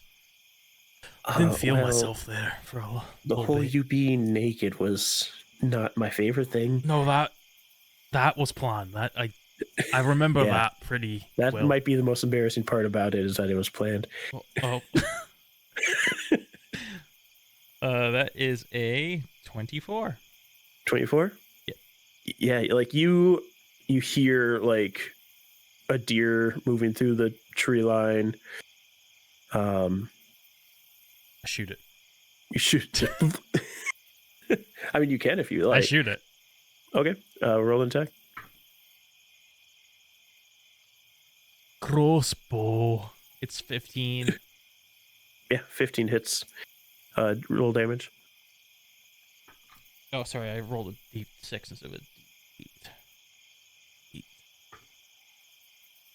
Oh, okay, this deer might live. That's 3 piercing damage. Yeah, it might actually. I think deer have like 8 or something. I don't know if deer actually have a stat line. I'd assume so. Yeah, you just missed killing it. You like I fire another one of extra attack. Oh yeah, you can do that. Oh my god. There's a 8 hit. Roll with advantage, because technically I'm just saying you suck up at it. So yeah, that's much better. That's 17. Yeah, you put the first bolt in it, and it like goes to start to run, and you just put another one and drop it there. All right, grab that, and I start bringing that back to camp. To clean that up and get it ready for morning foods. That's mostly what I'm doing for my break. My watch. And then, yeah, I just kind of, after I'm done cleaning it and all that, I do just kind of sit there and I pray and I say, whoever's listening, don't know who,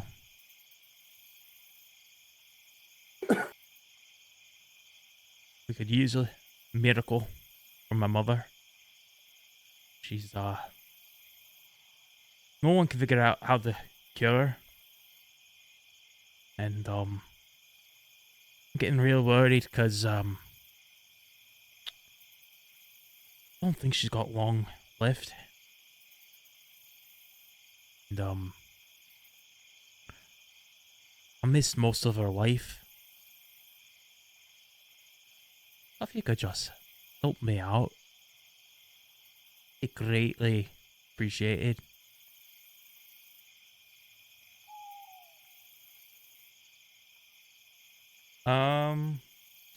Religion with advantage, please. Oh. Please and thank yous go a long way. You said religion?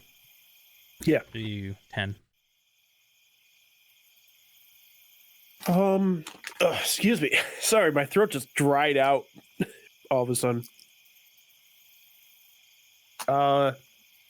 You don't get, like, and you've done this before. You've prayed before, maybe out of Siegfried poking you too much. Yeah. And you prayed at the There was definitely times in, like, Kilborn's past where, like, he tried that, and it never worked, so he kind of stopped doing it for a really long time, but Siegfried's kind of reignited him trying to find something. Yeah, and, like, you don't get, like, a direct response. But, like, it does weirdly make you feel warm. Like, there is maybe some kind of answer, and, like, you guys have been doing amazing things together. Maybe there is some kind of answer with this group of people that you may not have had before.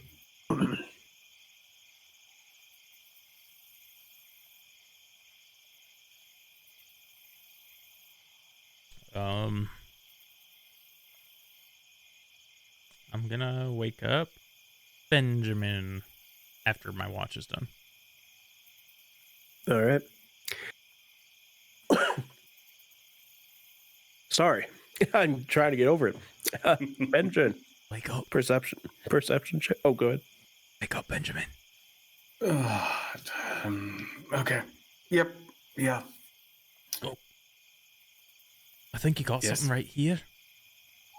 Mm. You could feel just very faintly the skin starting to split. And if you're getting Okay. hungry, I cut up a few deer steaks over there. There. Okay. Great. Good night. Thank you. Venison.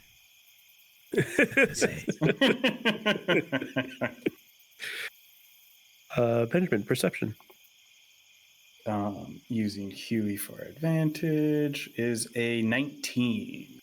Yeah, you get pretty quiet, and you're on a little bit extra alert because it's kind of weird too. You can kind of smell it in a strange way, or sense it. You're not sure. You can like sense the fresh blood from this deer kill.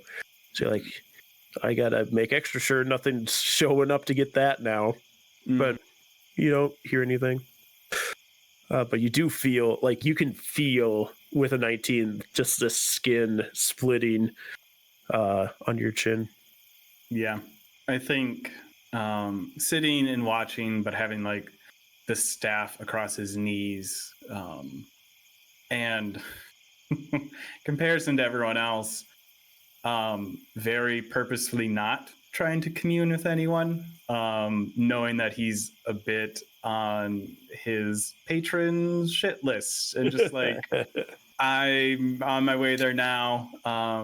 It's no sense in talking to her earlier or anything like that. So yeah, thinking about everything. And yeah, I think he's also just in the after effects of the dreams and things like that, just a bit more melancholy going forward with everything, kind of seeing what his lot in life is now. All right. As Benjamin spends his time alone, fire crackling, blood smell filling his senses. Since we're only doing one night, would Cavhorn like a watch? Sure. All right. Wake him up probably just before dawn then. All right. Cavhorn, you wake up? Did I get a long rest? Yeah, you have a long rest. It's been a day. It's already been a day too, so you would. Oh, okay, never mind. Yay! Yeah, everybody would have had a long rest by this point. I get that back. Okay, I'm ready. All right, I'm ready to do a perception check.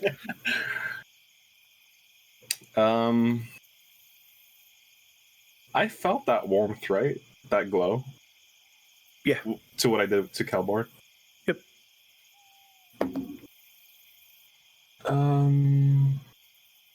Chris, not persuasion. Perception is +3, so it'll be a 14. Okay. Is there anything you're doing?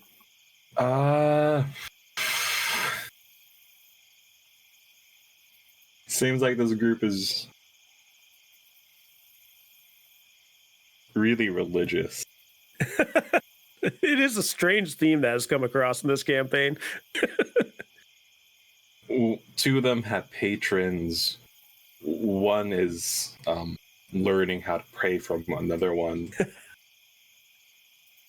So Cavhorn will start to wonder if he needs some help. And like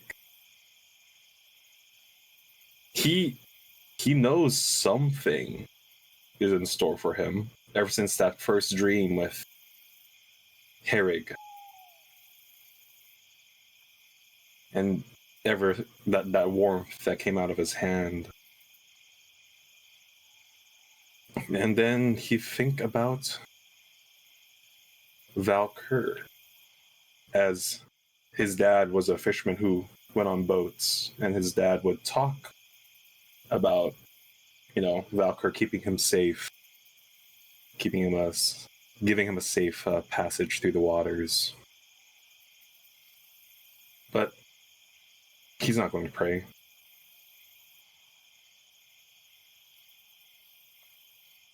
You just sit there. Yeah, as you're sitting there thinking about this, come to the decision you're not going to pray. You start to hear it. The clanking of armor against armor. As somebody with heavy armor is walking through the darkness towards you. Yeah. You're back for me. Okay.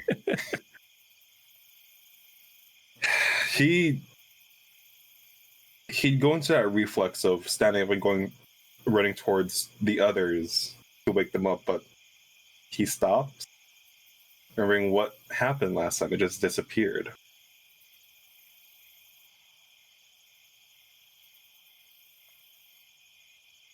He'd look in the direction. Can I pinpoint which direction with my perception roll?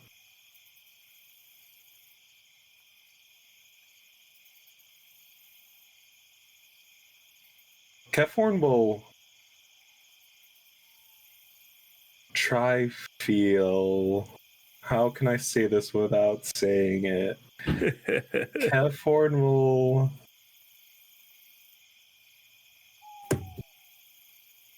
try sense what is beyond that tree line. Okay.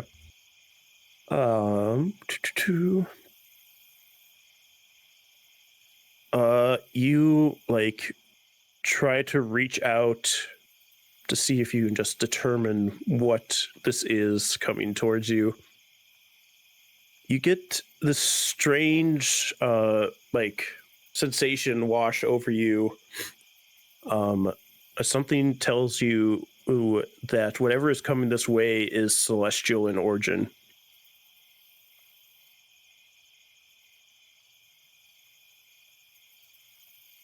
You're also like, hey, there's a bunch of fiends and stuff running around my camp. I'll look at Huey for a second. Just ignore that since there's a problem ahead of me. And I'll step up. I'd say 15 feet. I wouldn't shout. I'd speak loud enough. Say,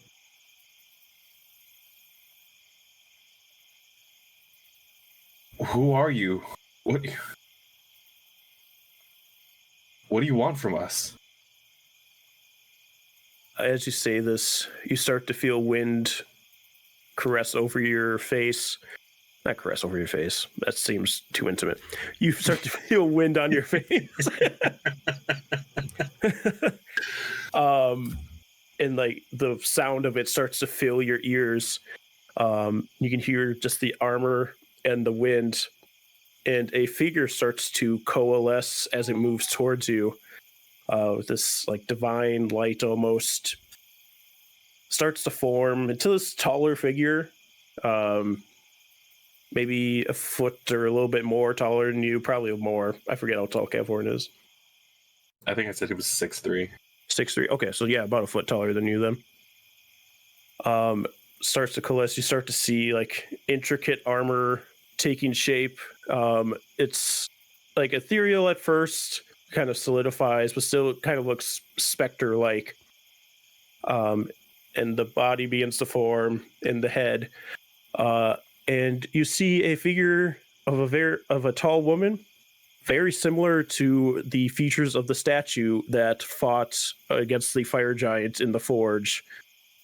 As she steps forward, she kind of has her hair pulled back into a ponytail and kind of swings it. As she looks at you, you scare easily, Kefhorn. I'm glad you didn't wake everybody this time. I need to talk to you. What? What? How do you know my name? You're carrying my shield. I would hope I would know your name. Oh. You're Volleyball. Mm-hmm. I'm sorry, did you want your shield back? No. I chose you. Well, I chose your group to carry it. That is for you to carry to help you. You're going to need it coming up. And you've been using it very well, by the way. Thanks. I'm sorry. Aren't you dead? Yes. Yes, very much so. But I'm still a spirit, and I can, from time to time, come back when I needed to. So, what do you need to do now? Well, you seem to need some kind of guidance, as you got a lot of people looking at you.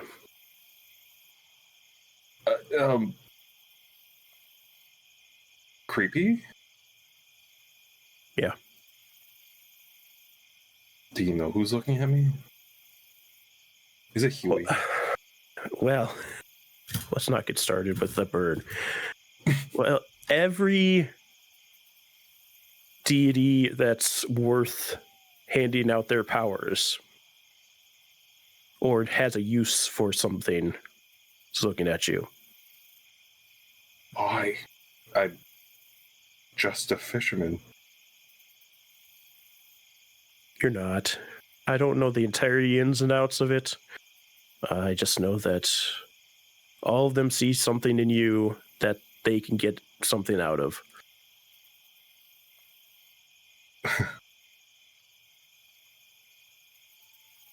Is there something that you want also? No, that's not my game. That's not what the spirits of the mountains do. I'm just here to try and guide you in the right direction. And something I might have been a part of might be affecting you. So I feel like I should help at least a little bit. Is it this? As he pops up an echo. Yeah, whatever is going on with that. That's a 3. Yeah, the echo that just is missing its torso from getting eaten by a chimera appears. Something is happening between timelines that your spirits that die in other timelines come to you. Or other versions of you, and then they try to help each other. I don't know what's doing that. But it seems to be tied with why all these deities want you.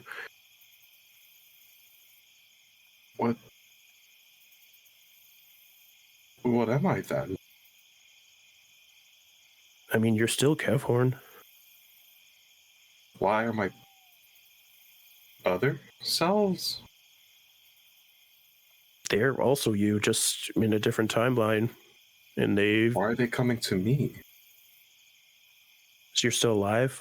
They also go, from what I hear, I haven't been to the other timelines. They probably are looking for the other ones of you too, and then once those ones die, they all move on. I don't know if it's just you that they're looking for, but at least you are one of the ones they've been coming to.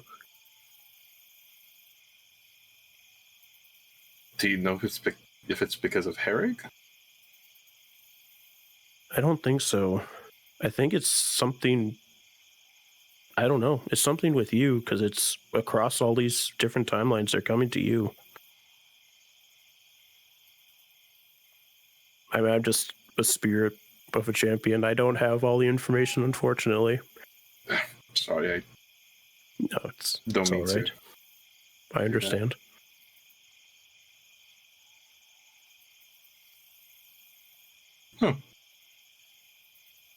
What's it like?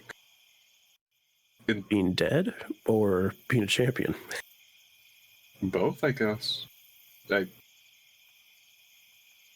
Well, Hall in the Mountain is a pretty good afterlife, I have to say. Get to see everybody that you loved growing up. Champion is hard. I wasn't perfect. I failed a lot. But you keep moving on. Keep trying to grow. Yeah. Well, He looks back at the group in the camp, or like by the campfire. Some of us have failed a lot lately. But you're still making it. You do have a strange group here, but it's a good one. It was a joke. I wasn't serious.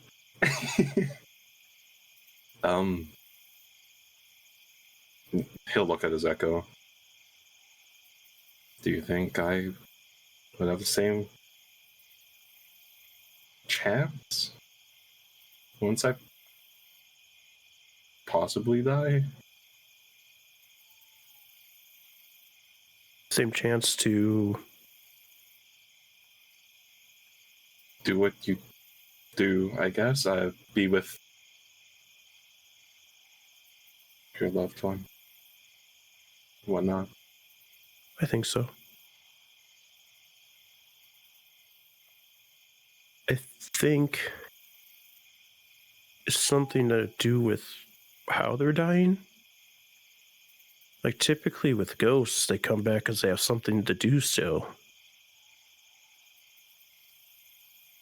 I wonder if they're not completing what they were meant to do.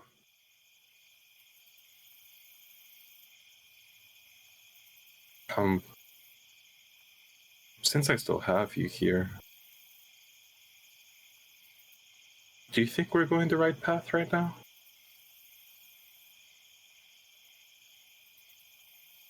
I don't know for sure. But I know you will find that path. And think about if you do decide to side with a deity. Think about which one you choose. Not all of them are great, as I'm sure you're aware. But finding one that can keep you safe from the others is important. Because even if you do find one, the others are still going to try and come after you. I'm lending you a little bit of powers for now until you pick one that can fully protect you. I mean, what's the criteria for that? I only know of 2. Well, those are good starts to look at. I wish I could answer that for you, but I didn't have a deity. Pantheons are too messy for me. Spirits of the Mountains was all I needed. Do you think I could go with the Spirit of the Mountains? If you want to.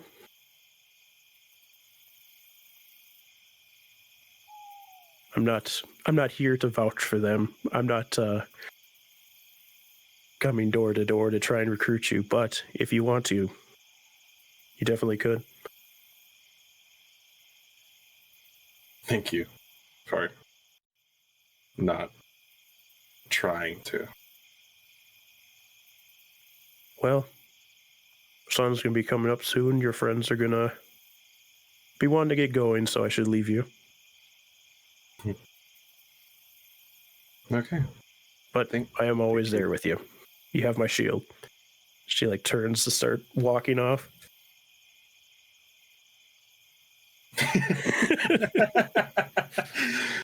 As the wind begins to dissipate and she fades out of your vision, you are alone once again in the dark. You hear your owlbear snoring behind a log.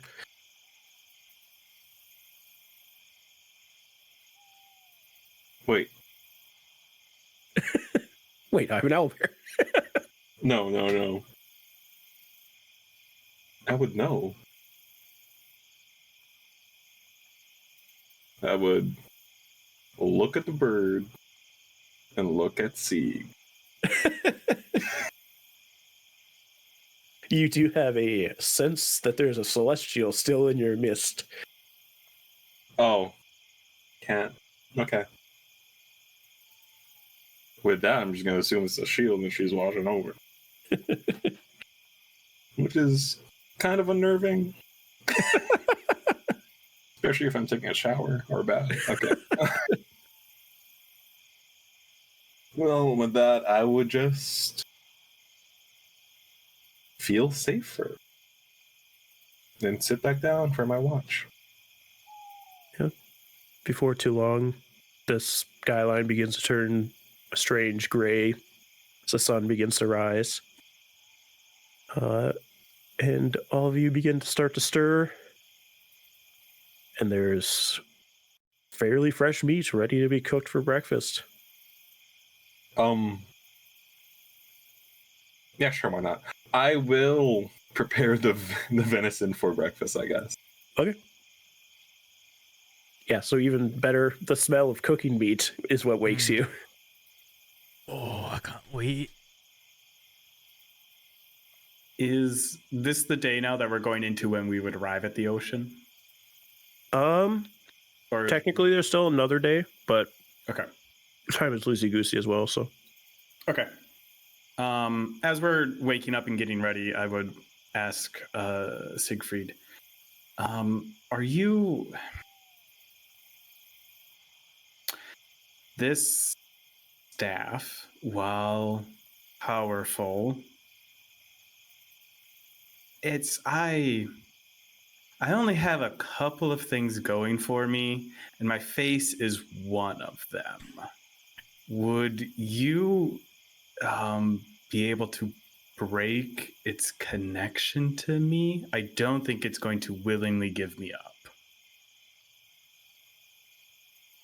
I would love to. I've been worried about you, Benjamin.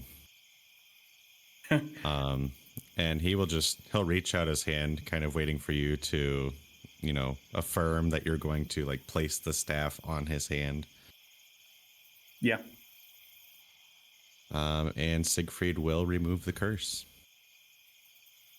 All right. How does this coalesce? How does this look like when you remove curse?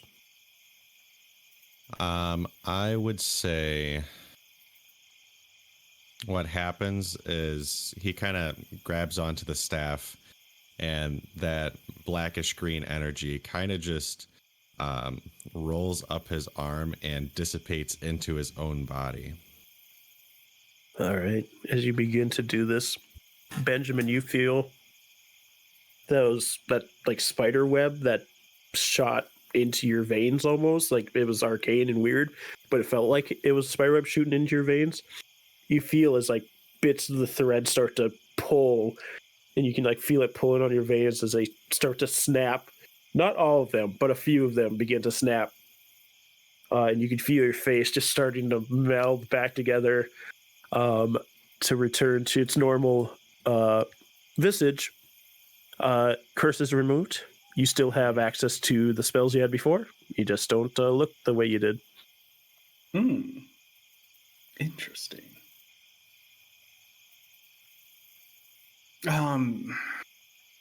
Thank you. Anytime.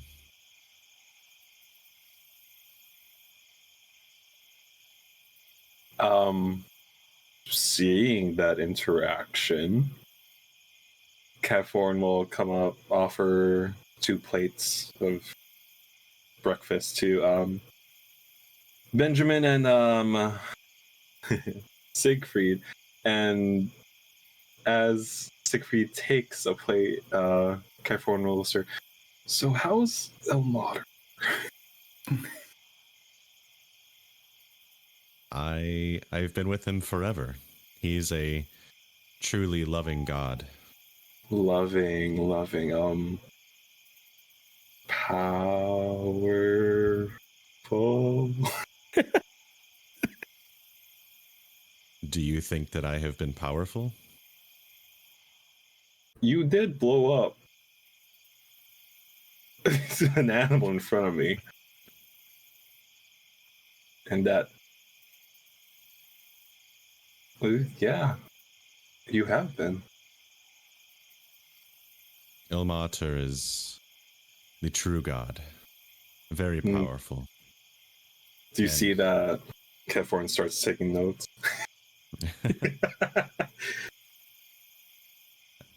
Ilmater wants me to help relinquish pain from everyone, which is why I've joined you on this party, so that we can stop the giants. truly a noble I cause. think it is truly a noble cause. And of course, his brothers, Tyr and Torm.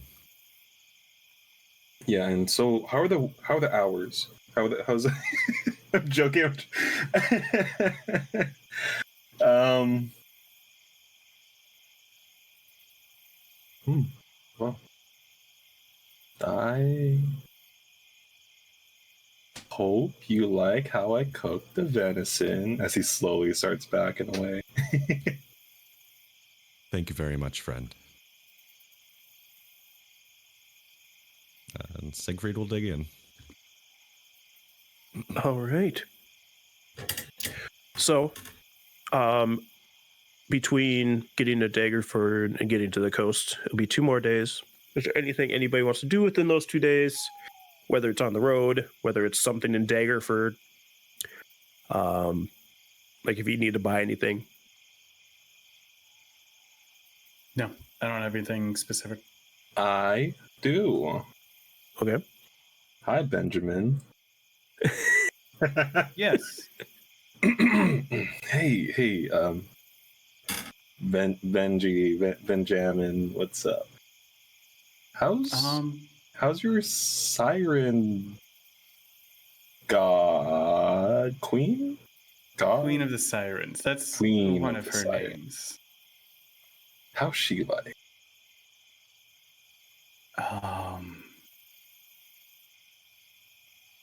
She is.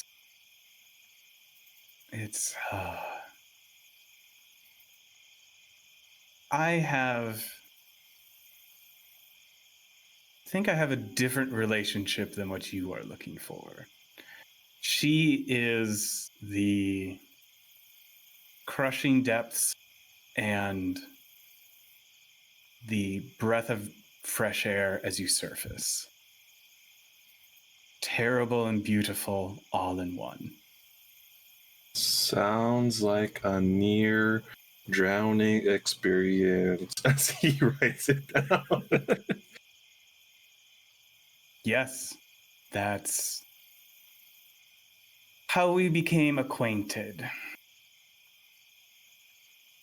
Can I, with the way you're talking, can I insight to see if you enjoy this patronage? Good insight check.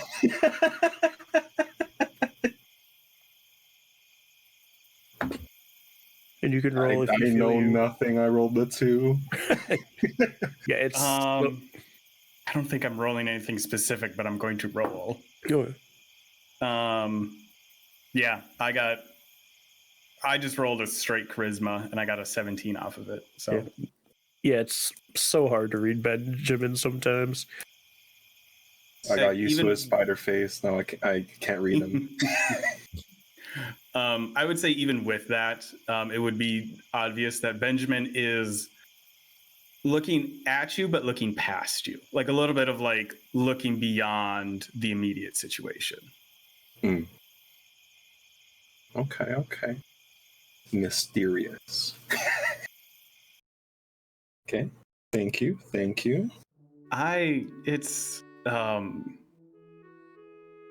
Wait. I worship her, but that is not how I've gained my powers from her.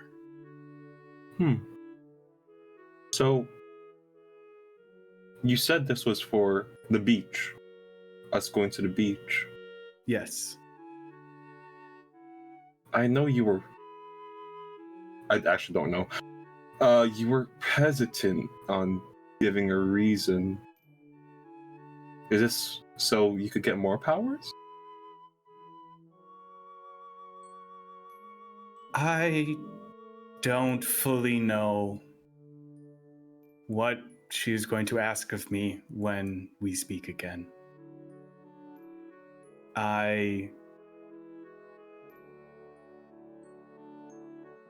She gave me a objective that is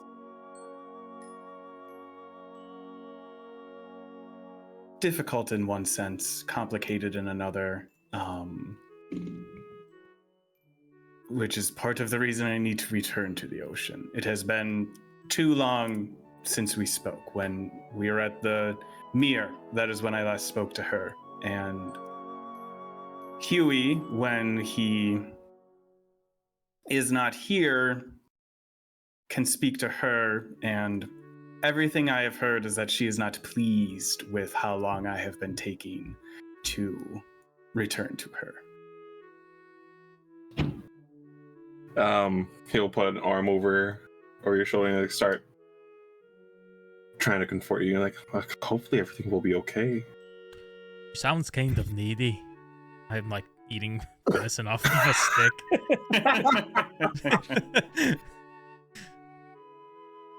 It's, again, we have... A toxic relationship? No. She is... Again, unlike Siegfried, I do not gain my powers out of worship of her. I gain my powers by what I can provide for her. Well, yeah, I provide her. You're digging yourself a deeper hole.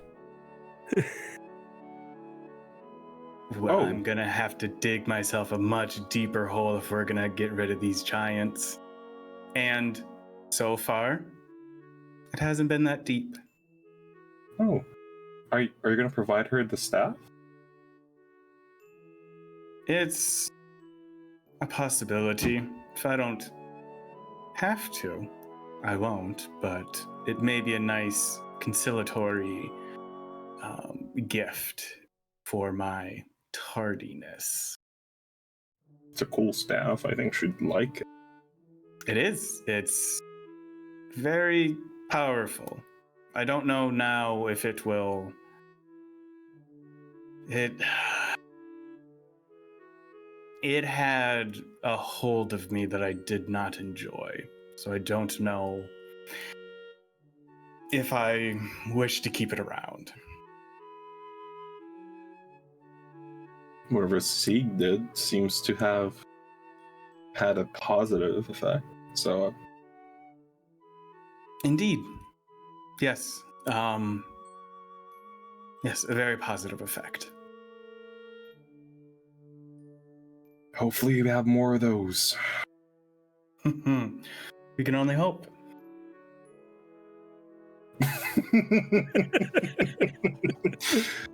That's all I have to say. All right. I will say, as you went through Daggerford, you would have learned they're also dealing with the same problem that Secomber has with the water being tainted. They've been having to go a little bit further to get clean water. They had to go north up to the Desarin River and kind of also like get help from Waterdeep. I definitely just double check around town that nobody's gone missing. Like, there's not like a bunch of missing people reports. Nope, not here. Sorry, I was going to say Siegfried would send letter to Father Albert in Baldur's Gate, and also, like, with mentioning his travels, also mention this, thing going down the river as well, and perhaps, sending some apprentices or something as, support to help with the situation. All right. Yeah, Well, you can get that sent off for 3 silver. Nobody will send that for you. while we're at it, just get out of the way before I forget. Kelborn's definitely giving Siegfried back the potion since he didn't use it. Poison, whatever, resistance or whatever it was. Poison resistance, yep.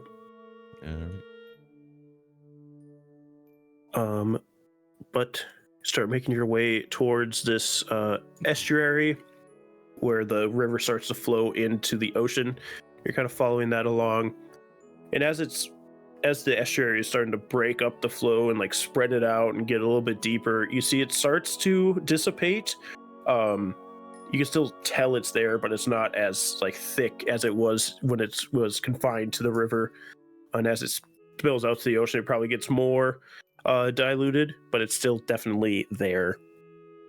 And eventually, the ground starts to break away to sandier terrain, And you know and you can see the coast ahead of you. There's not very many trees here. So what is it that you all would like to do at this point?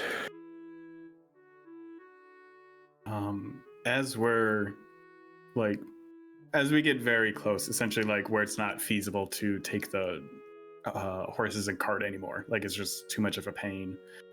I would get off of their cart and turn to everyone and say,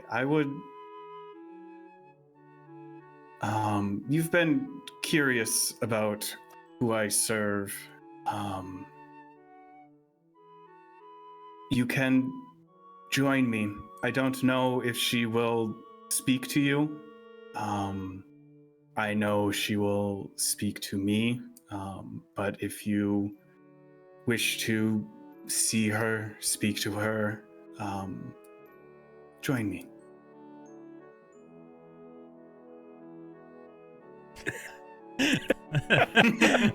I'm stripping down to my undies.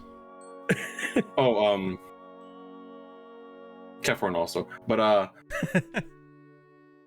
yeah, sure. It's a beach episode, guys.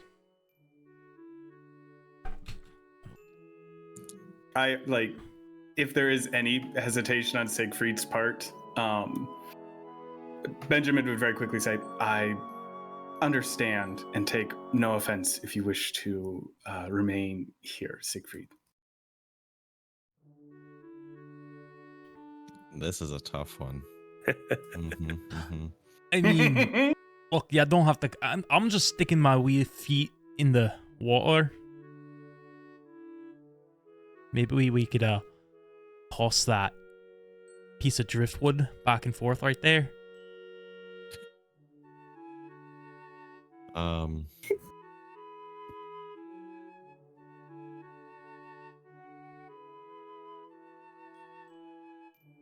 Just playing catch with your dad. I will join you, Benjamin. I appreciate it. I appreciate your openness. Well, now I'm We'll nervous. say that. He serves another deity. Some deities are very protective of the ones that worship them. Yeah, no, I'm nervous. Somebody's gonna steal our stuff, our spot, while we're in the water. It's a nice spot we picked out here. Kefron will look around if there's any other people on the beach. You don't see anybody. It is a very nice day out here along the coast. I'll say Benjamin and to Kelborn and Siegfried, it's just like a normal nice day on the beach. But between Benjamin and Kelborn, you see two very different things as you look out to the ocean. Benjamin, you just feel radiating greed coming from the ocean, like reaching claws towards you. And Kelborn, it's very pleasant. The water seems so welcoming. Like, it wants you to come and enjoy this day in the water. Is there a ship possibly in view? Do perception. While he's doing this, I'm just taking all of our stuff and like hiding it somewhere, like probably along like the coastline, you know, like not near the water, but you know, like the land side. Mm-hmm. I rolled a 15. You don't see one. I will also say to Huey, I don't think she'll have anything to say to you. If she does, I think you have more direct means of communication with her. Yeah, nothing for me. Why don't you stay and watch all of our things?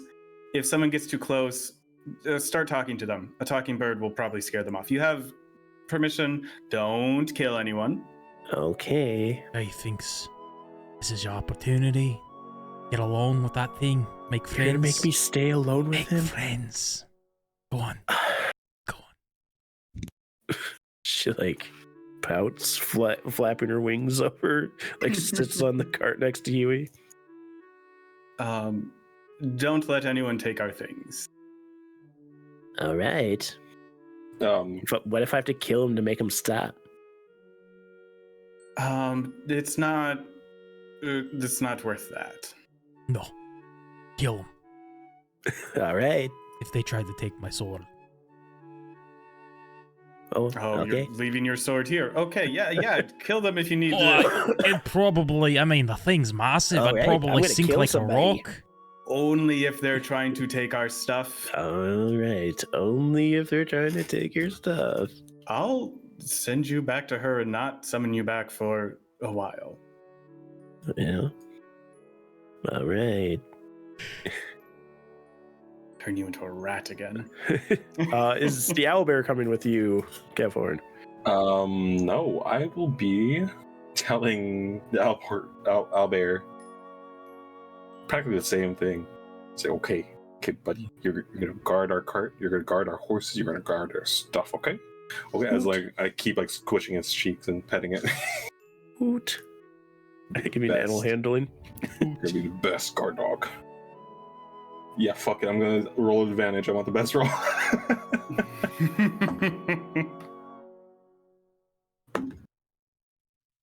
19. Yeah, she seems to take this in. Kind of plops down on her rump, splays her back legs, and has the front paws in front of him. Looks up at you, starry-eyed. Oh, I give it a rush.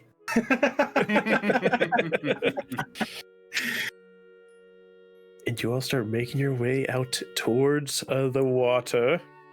I do, as we are walking out there. Not that you guys haven't seen it before, but I would take my pendant out from underneath my shirt. Again, this long, rough chain that has a large shark tooth hanging from it, and leave it on the outside of my shirt. Oh, wait a minute. I'm shirtless. Yeah, no. You see that? Everyone sees a tattoo. Very nice. Benjamin's one of those people. He has a shirt on. Benjamin's fully clothed. Same for Siegfried. Oh, we're with those people. Look, if we kind of face that direction just a little bit, it won't look like we're with them. No, over here. Oh, okay. As you get closer and closer to the water, Kevhorn, that it gets more and more inviting to you, and Benjamin to you. It's just the ever-growing force of greed. As I am walking towards the water, I will stab my trident into the sand, and Stab Benjamin with a trident. and I will, as much I would like her to watch over me while I'm talking to Benjamin's patron, I will leave the gauntlet with the trident. All right. Because I cannot swim with a shield.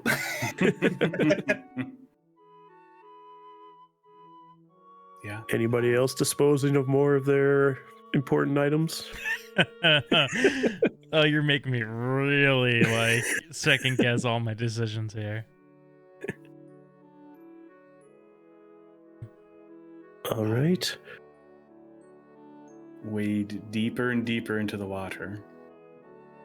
Yeah, you've Deeper and deeper we go, the more Kevhorn loves the... He never thought about it, but he really missed the feeling of the sea air blowing against his face.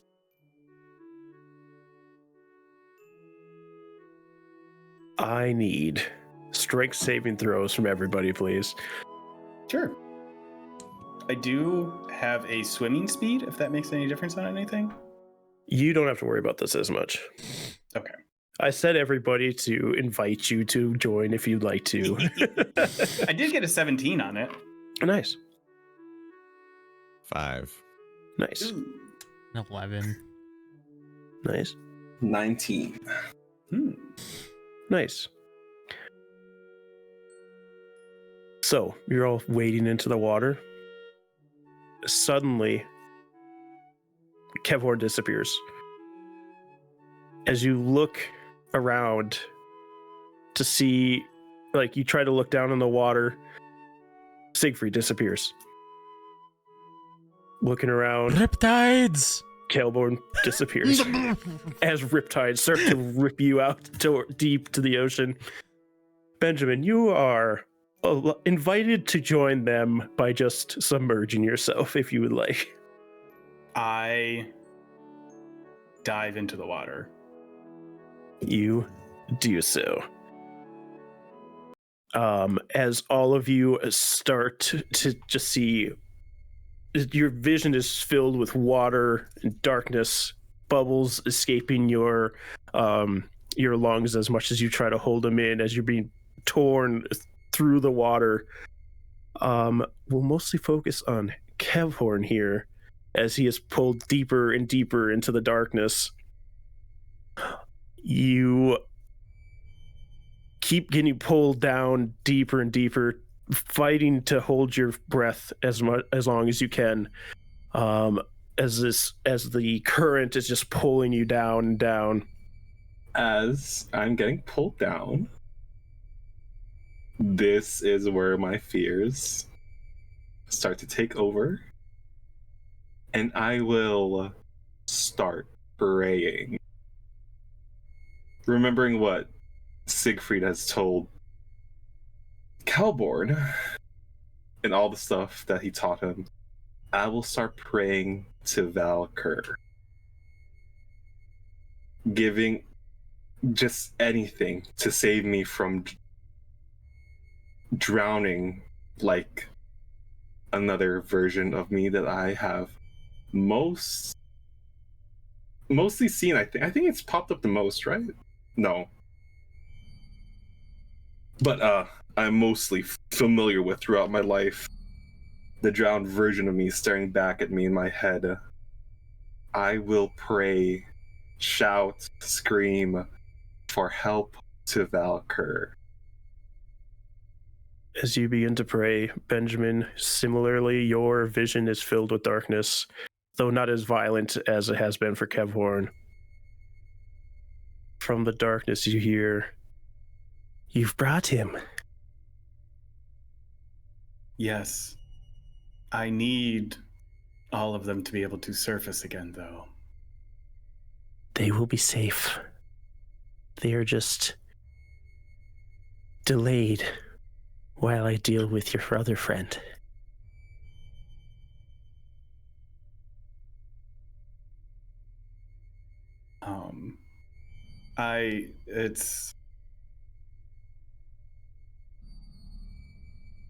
I will await what you have for me then. Stay here. You just feel the presence leave you. As Kevhorn, you're fighting for your last ounce of breath, praying to anybody that'll hear you. When suddenly you just can't hold any longer, and your lungs force you to draw breath, thinking this is going to be your last moment. You think water's going to start filling your lungs, and it does, but it doesn't take your breath away. Like, you could still breathe somehow, though you can feel the water entering you. And you hear from the darkness, "You are safe. Take breaths." Taking an attack. I'm joking. Okay. Fight or flight. Respect. You can take breaths. Water will not steal your life from you today. I am protecting you. Who are you? Some call me the Queen of the Sirens. Others the Goddess of the Deeps. But you can call me Miri. I don't like that. How you just... I punch. I know, I'm joking. And like, as this voice is talking, you can't pinpoint exactly where it is. You can feel the water stirring around you as something moves through the water, unable to see it. Yeah, no, I done it before, and I'll try to sense what she is. Right.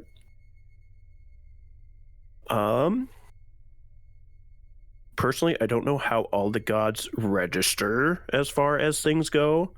I'll say it's a weird celestial because she's not a fiend. You know, she's not a fiend or anything like that. Mm. It's like a weird celestial. Okay. Wait, you're Benjamin's patron? Yes. What did you want? What do you want with me? Well, you're just very interesting. Huh. And I'd like you to join me. And then Vlada's words echoes in his brain. I will say he has like goosebumps all around his body. Is it from danger? Is it from fear? A mix of both, maybe?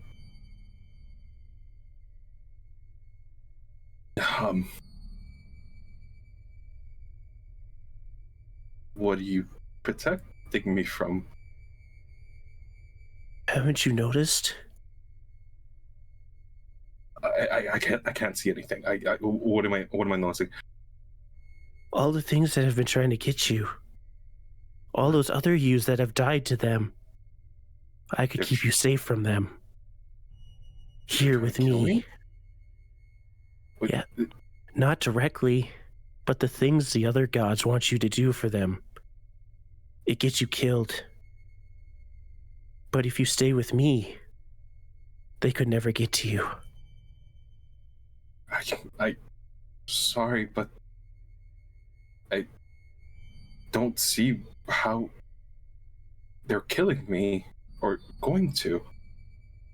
I've been able to control them. No, the other yous don't kill you. It's when you choose other gods. The things they ask you to do, or when they fight over you, you end up in the crossfire and die.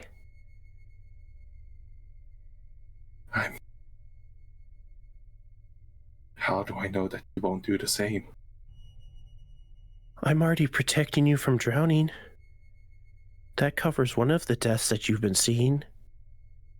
And the other gods don't dare come to my domain. I'm gonna insight check if she's being genuine. All right. This was a new day. I've used one. I'm gonna use another advantage. Okay.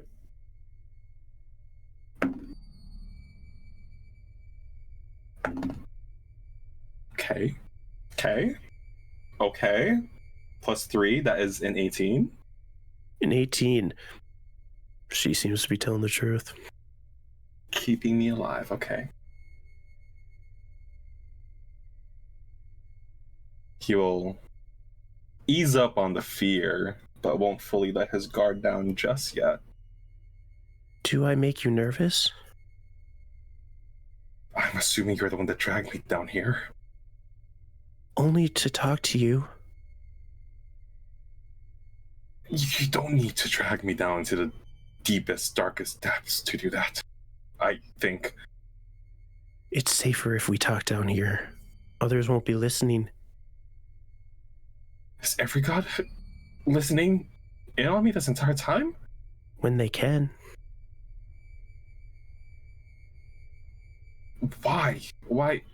Why are you interested in me? Why are they interested in me? I only want what's best for you, Kevhorn. And what's best for me then? to stay here with me and stay safe. Is there anything I can do to make you feel more comfortable in this conversation? I feel like you're on edge. I want to be in surface. I want out. I don't want to be down here. Like, you can't see, but you can feel just a smile creeping across her face. I can't let you go up there. Why? You're one of them. You're one of them who warned me about let me out. Let me out, please. As you are pleading for her to let you go, you're like, when you're in complete darkness, I don't know if anybody's been in complete darkness ever, your pupils continuously dilate back and forth to try and find any kind of light. As you can feel your pupils doing this, suddenly they start to focus on something as an image starts to come to your eyes. And you start to see this very large creature. Bluish, greenish scales make up a long fish tail that ends in a fin that has long, dangling appendages coming off of it. The upper body, humanoid torso, but with this bluish skin that's almost rubbery, like a dolphin's would be. Wearing a lot of different, like, not wearing any kind of clothing or anything, but wearing necklaces that have a bunch of trinkets on it. You can see like dark coins on some of them and just different kinds of gold trinkets and things.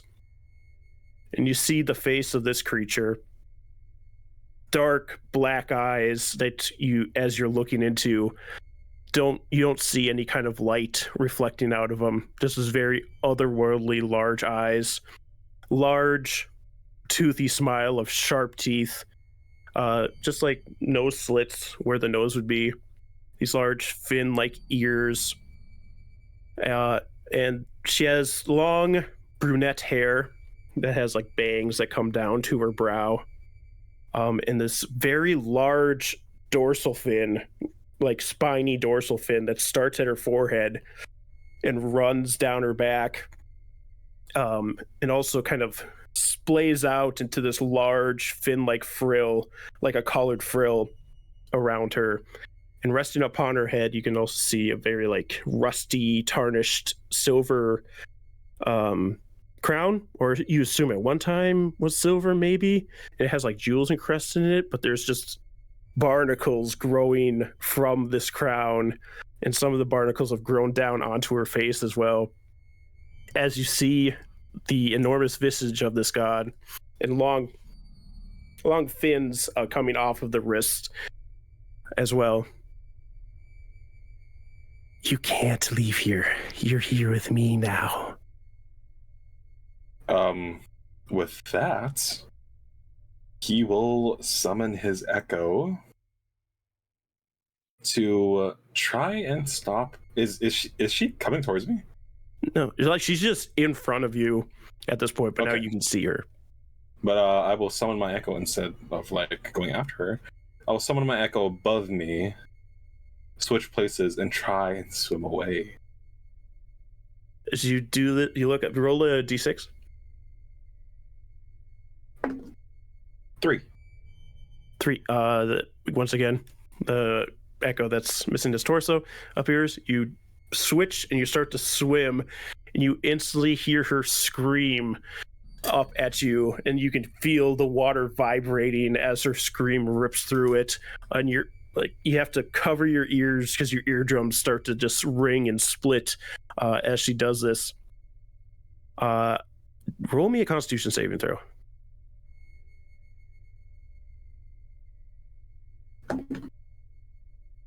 That is a 23. 23. You take all of your willpower to hold your brain just in this moment, to hold your body together from just the water vibrating around you. It almost seems like it's going to start shredding you. And in your final moments of trying to hold yourself together, you feel a hand grab you by the shoulder and start to lift you. And suddenly you feel the water leave from around your body, and you hit a wooden deck as you feel rain pelting against you and thunder cracking above you. I'm out of the water. For now, it seems. I will immediately throw up. You start to throw up seawater coming out of you, and you hear shouting, people running back and forth on a deck of a ship. And as I'm finished throwing away the contents of my stomach, I will look at the tree that's next to me and frantically crawl away and look up. As you look around, you see you are at the helm, essentially. You're not there steering it, but you are near where the helm is.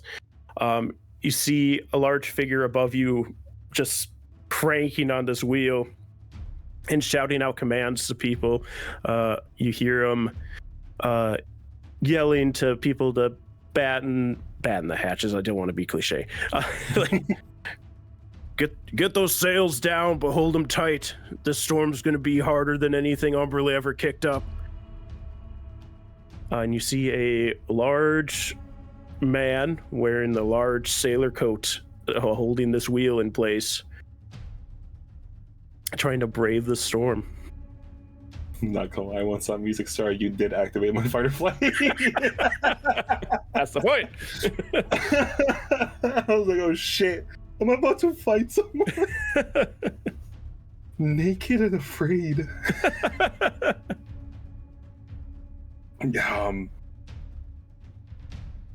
Do I recognize this person?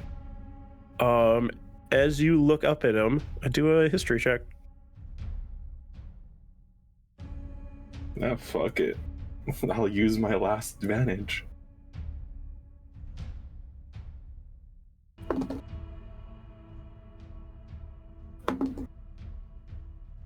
Dead matter is a 7. A 7? Yes. You're not entirely sure. Like, he's got this like very well trimmed dark facial hair, sharp facial features, strong chin. He's a strong sailor, whoever he is. I will collect myself as much as I can and lift. I assume there's something nearby to just like help myself keep steady standing up, and I will who are you? Are you another one of those gods?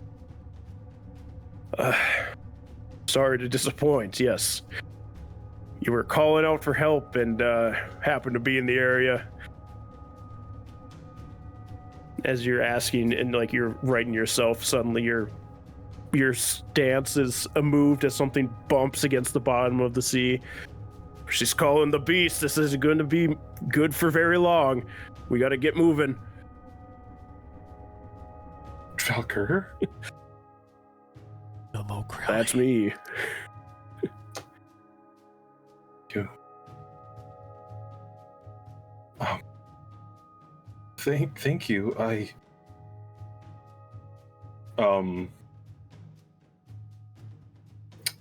Realizing where the fuck he is. Looking down at himself, he's fully in his white tighties.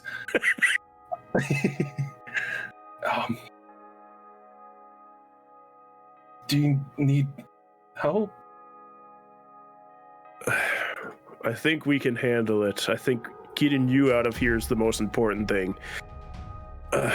Here, hold the wheel for a second as he lets go of it and it starts to just spin wildly. He runs up and he's like, I don't know how to drive this thing. Just hold it in place. You'll be fine. Okay. Just grab onto it. Do a strength check for me. Fuck. Ew. Embarrassing myself in front of another god. That is an 11. You grab it for a second, and it's so, the force of the ocean is so strong you can't even hold against it. He like steps away for a moment and then sees it spinning again and grabs like, I forgot. I'm the only one that can travel these storms. How much do you trust me right now? As he like goes back to holding the wheel. You just took me out of a very scary situation. I trust you. All right. Well, if you can help it to stay out of the water, she'll find the ocean, especially. She'll find you again. Head down there. Get in that cannon. Huh? I asked if you trust me for a reason. You're gonna blow me to the ocean again? Hopefully to the shore is the hope. How am I gonna survive? I trust you. You've got that fight in you. Keep that to myself. I mean, he'd do it. His brain's not in the right place at the moment. He's all over the place. Yeah, you stumble down as something bumps into the bottom of the boat. You clamber into the cannon, just wiggle your way into there, and you hear Valkyr call out, "Fire that cannon, aim toward shore. We got to get that kid safe." And you hear the cannon get lit, and as again your ears start to ring as this explosion of the cannon firing you out, you see for a brief second two creatures start to rise from the water before you're sailing through the sky towards land. Within the same moment in time, mostly, Benjamin, from your space in the darkness, you feel the water start to roil, and you hear the scream of Miriandra as she screams out in anger and hatred, and suddenly you feel her presence right in front of you. He took him. I have no control over who else vies for him. You said yourself many were after him. Don't speak to me in that tone. You did your job, so I'm not punishing you for what happened here.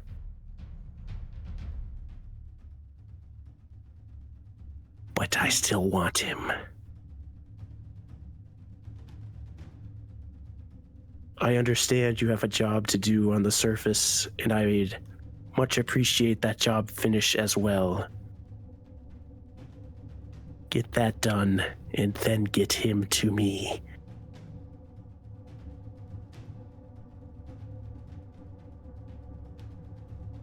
I will do my best. I know you will. And you're suddenly ripped from that darkness up through, and you surface on the ocean.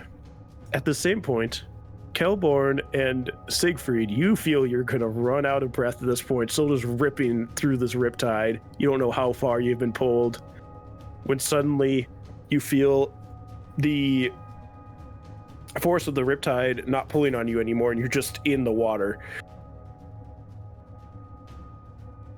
Swim to the surface. Swim to the surface. Both of you give me a con save. Oh man, these have not gone well for me all night and last time. I'm unprisoning the Kelborn die. I've set it aside long enough. I feel like it's charged up a good roll. That's a good 9. It's a 6. Both of you will take 7 points of damage as you feel the air leaving your lungs, but you are able to break surface before passing out. As you look around, you see Benjamin's head above water. You see somebody on the shore. Oh, I'm looking. You see, like, and it's not far off, but you see the crumpled body. It's crumpled because he hit pretty hard. Of Kevhorn. Kevhorn, you somehow only took 8 points of damage doing that stunt. Oh, Siegfried, you have to swim with the riptide. Don't swim against it. I'm not much of a swimmer. I can help you, don't worry. And I'll assist them. Yes. Hello. Assist them, like stay with them as they're swimming back to shore to make sure that they both make it to shore. As all of you gathering on shore, sputtering up seawater and sand, having survived your visit with Miriandra, goddess of the deeps, we will end the session for tonight. So, thank you so much for joining us this week. We got a little spooky, we got a little sassy, we got all the works up in here in today's episode. So, thank you all so much for joining us. We hope to see you next week where we get to the results of this visit as well as where they go from here. So, thank you so much for joining us. Have a good evening, day, week, everybody. We'll keep making stories together. Gotta catch them all.